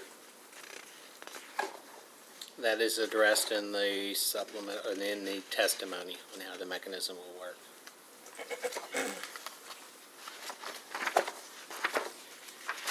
Those mechanisms, just like in any base rate proceeding, are removed from the determination of our earnings. Okay, and where is that stated?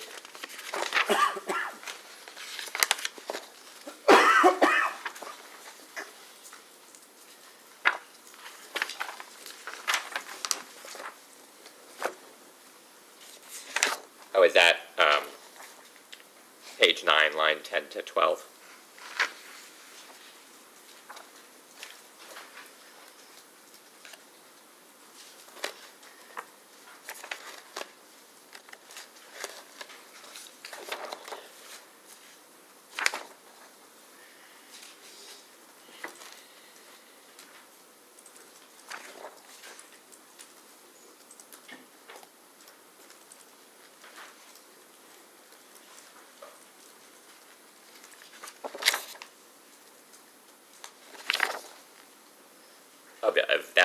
Of your testimony.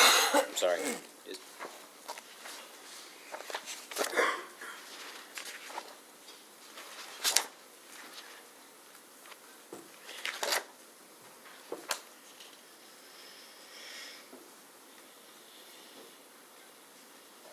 Yeah, it's on page 9 of the testimony, beginning at line 10. Okay, and so that is any of the mechanisms are excluded, both the cost and the revenues from any of the mechanisms are excluded? That's correct. Okay,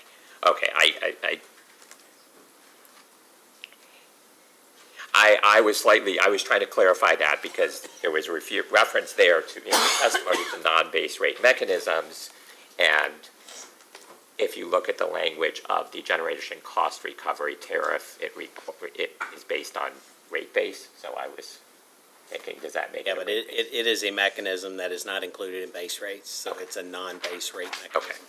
Okay, thank you for clarifying that. Yep.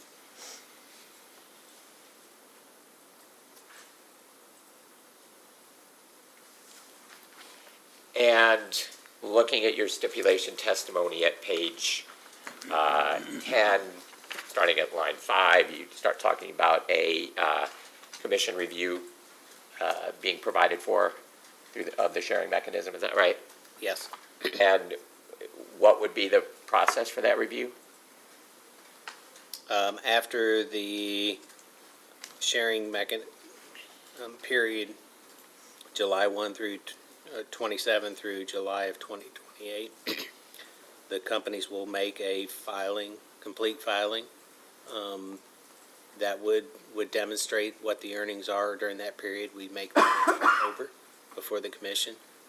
In the supplemental testimony filed Friday, we provided more details on forms and the mechanics that we would file for that review process. And again, that is not a filing that would be made until October of 2028. Okay. And you know what the review standard for that type of proceeding is?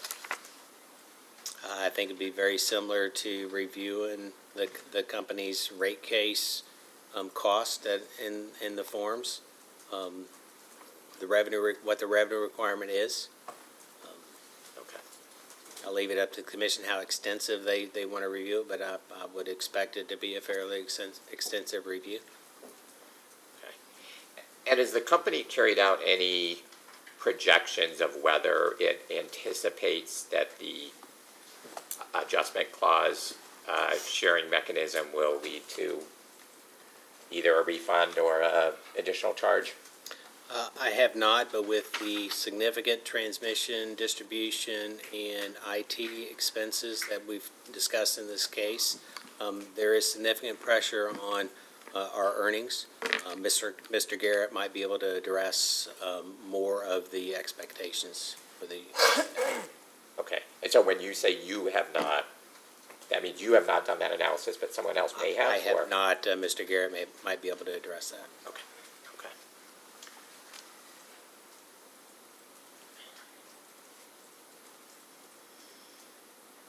If you look at your stipulation testimony at page 14,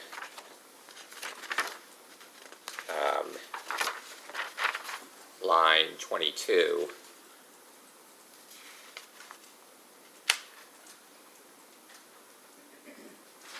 says, moreover, as explained in the section above concerning adjustment clause SM, the companies are likely to under-earn the stipulated 9.9% ROE. Do you see that? Yes. Where,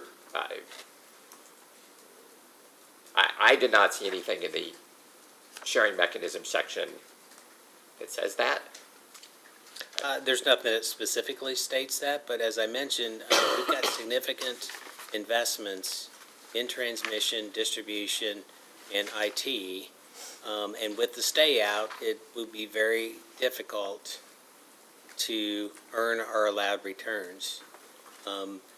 As I mentioned earlier, with the stay out, both mechanisms are critical for the company's ability to stay out of filing rate cases because of the significant amount of investments that we've put forth in this proceeding. Okay. But that reference statement actually is not explained elsewhere in your written testimony. It is not, but I believe Mr. Garrett can address that. Okay.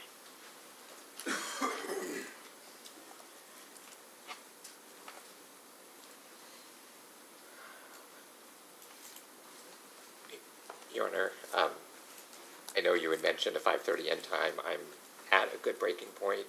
I'm certainly going to go past 5:30. I don't know if you want me to just continue or if we should. Well, I bet we're going into tomorrow because I know staff has a lot of questions for those witnesses as well. But if it's all the same to you, I'd go ahead another 15 minutes. Okay, that's fine. Okay. Okay. Okay. Let's change topics to the EHLF provision of the stipulation, which is the extremely high load factor tariff proposal. Is that right? Yes. Okay. your stipulation testimony at page 22, says, let me see, page 22, line 14.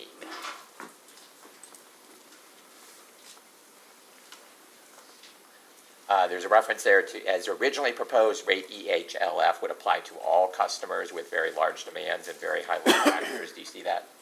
Yes. Okay. And the stipulation modifies that to say it only applies to new customers, correct?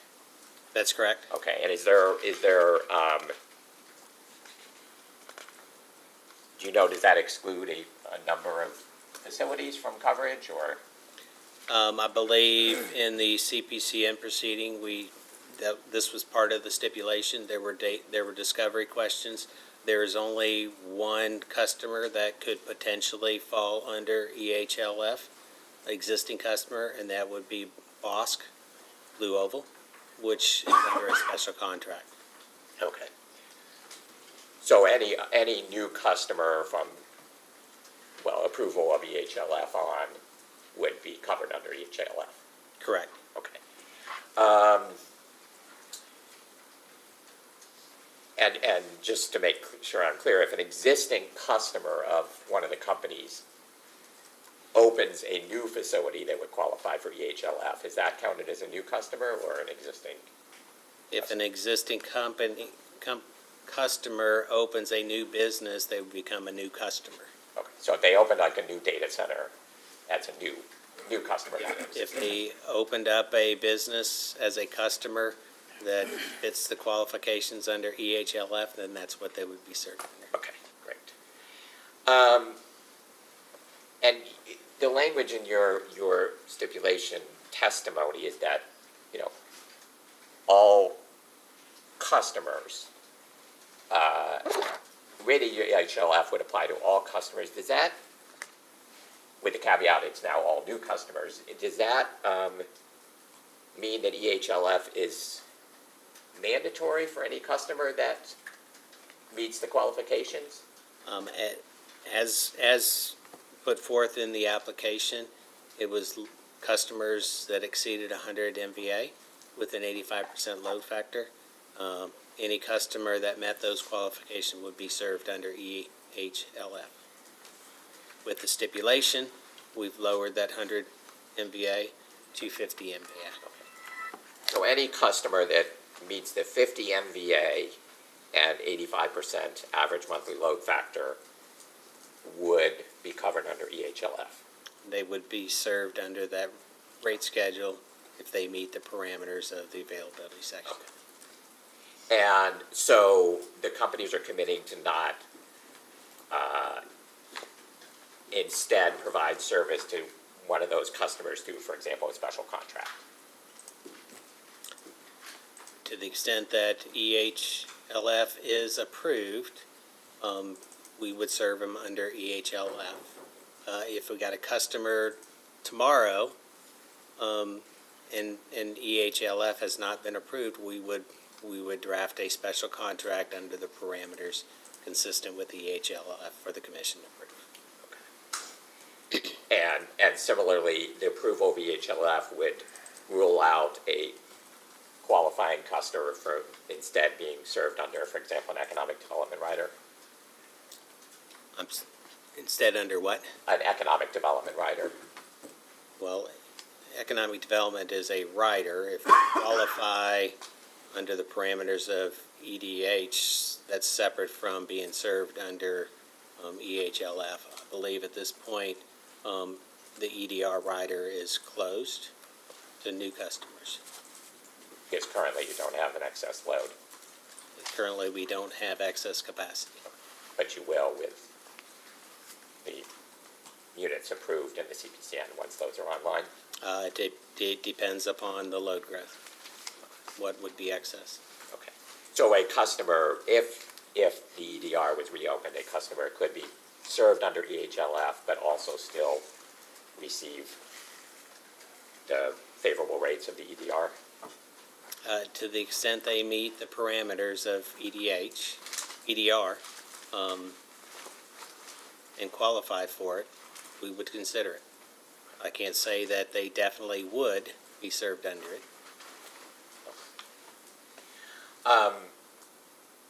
And then the stipulation at page 18, section 8.2,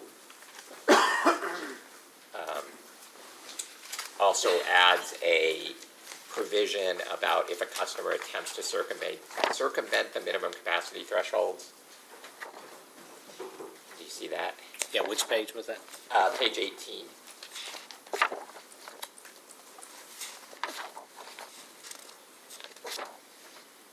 Yes. Okay, and so this would ensure, for example, if a customer,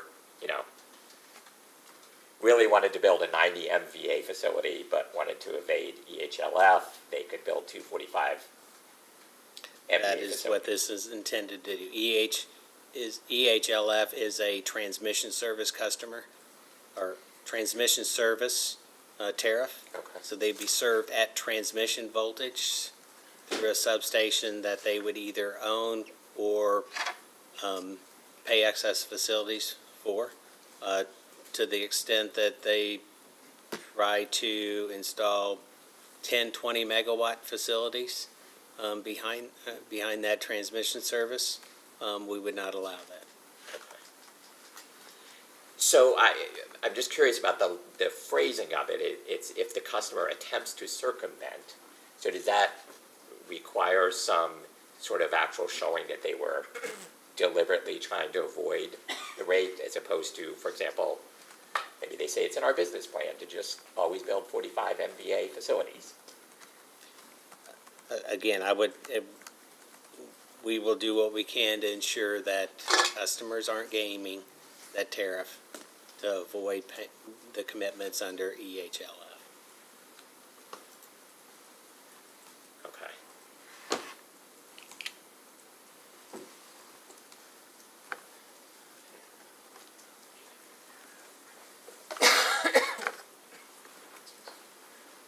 Yeah.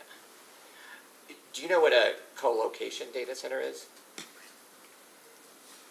I would defer to Mr. Bevington, who deals with data centers and customers. Okay, okay. Do you know if a data center has multiple tenants that are all below the 50 MVA, would this provision about circumventing the minimum capacity threshold ensure that those tenants are all covered?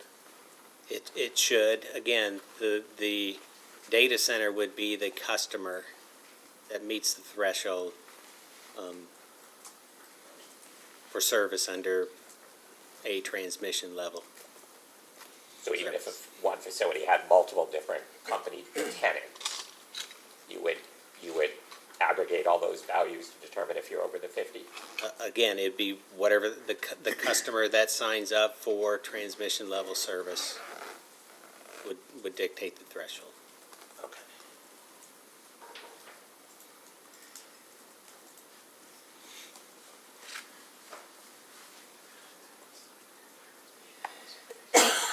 And do you know, could individual tenants of a larger facility sign up for the transmission service? Again, transmission service is at transmission voltage. There's got to be a substation that the customer would have to own and pay for. So they would still have to pay for the substation or multiple substations if they want to take service separately metered. Okay. So, for example, like the campground road proposal, that is a facility that would have multiple tenants, right? I would defer to Mr. Bevington on what the tenants are going to be like at campground. Campground is a facility that is roughly 25 megawatts of request. Right. Okay. Okay. Okay. I will follow up, or we will follow up with Mr. Bevington about that. If you could turn to section 8.3 of the stipulation, which is on page 18 that we're already on, the renewable energy goals. You see that? Yes. Okay, and it says there, the first sentence says the utilities commit to work with rate EHLF customers in good faith to reach any necessary agreements to reasonably accommodate such customers' renewable energy goals. Is that correct? That's what it states. Okay, and what does that provision mean kind of in practice? Again, we'll work with customers, as it says, we will work with customers if they have renewable energy goals and work with them on solving those renewable energy goals, either through our green tariffs or some other means. Okay. Do you, so this renewable energy goals provision is not referenced in the actual EHLF tariff, correct? It is not as part of the stipulation in a resolution of the entire case. Okay, so if it's not. We've added that commitment. I'm sorry, what was that? We've added that commitment. Okay, but it's not in the tariff itself?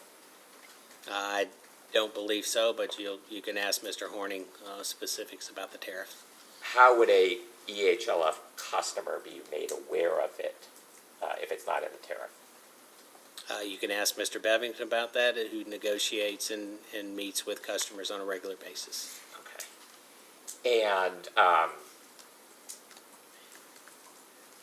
And you know, the language in the stipulation refers to reasonably accommodate. What does or does not qualify as reasonably accommodated? I mean, I can't say what that is sitting here on the stand. There'll be discussions in the future if and when it comes up. Okay, are the companies committing to enter into agreements with the EHLF customer requests to include renewable energy? We are committing to have discussions with future customers on the topic.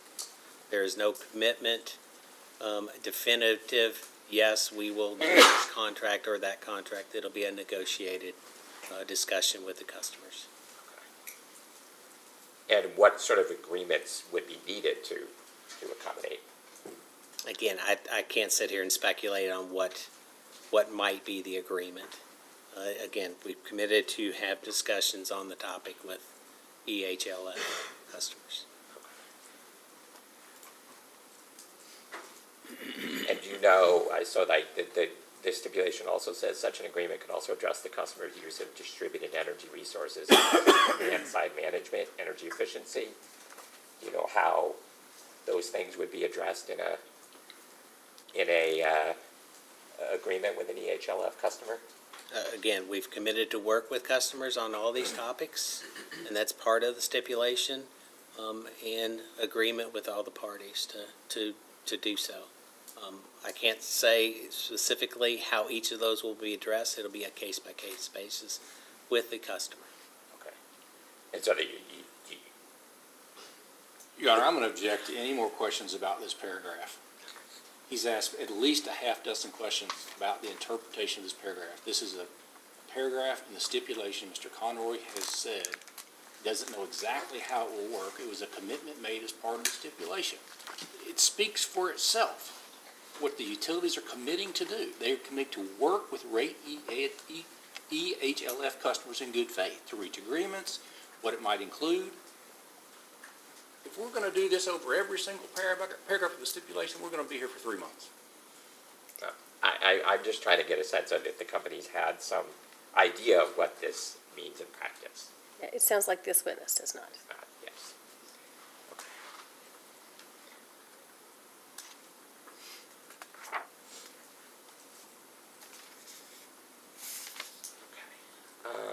Is this a decent breaking This is, point? yes.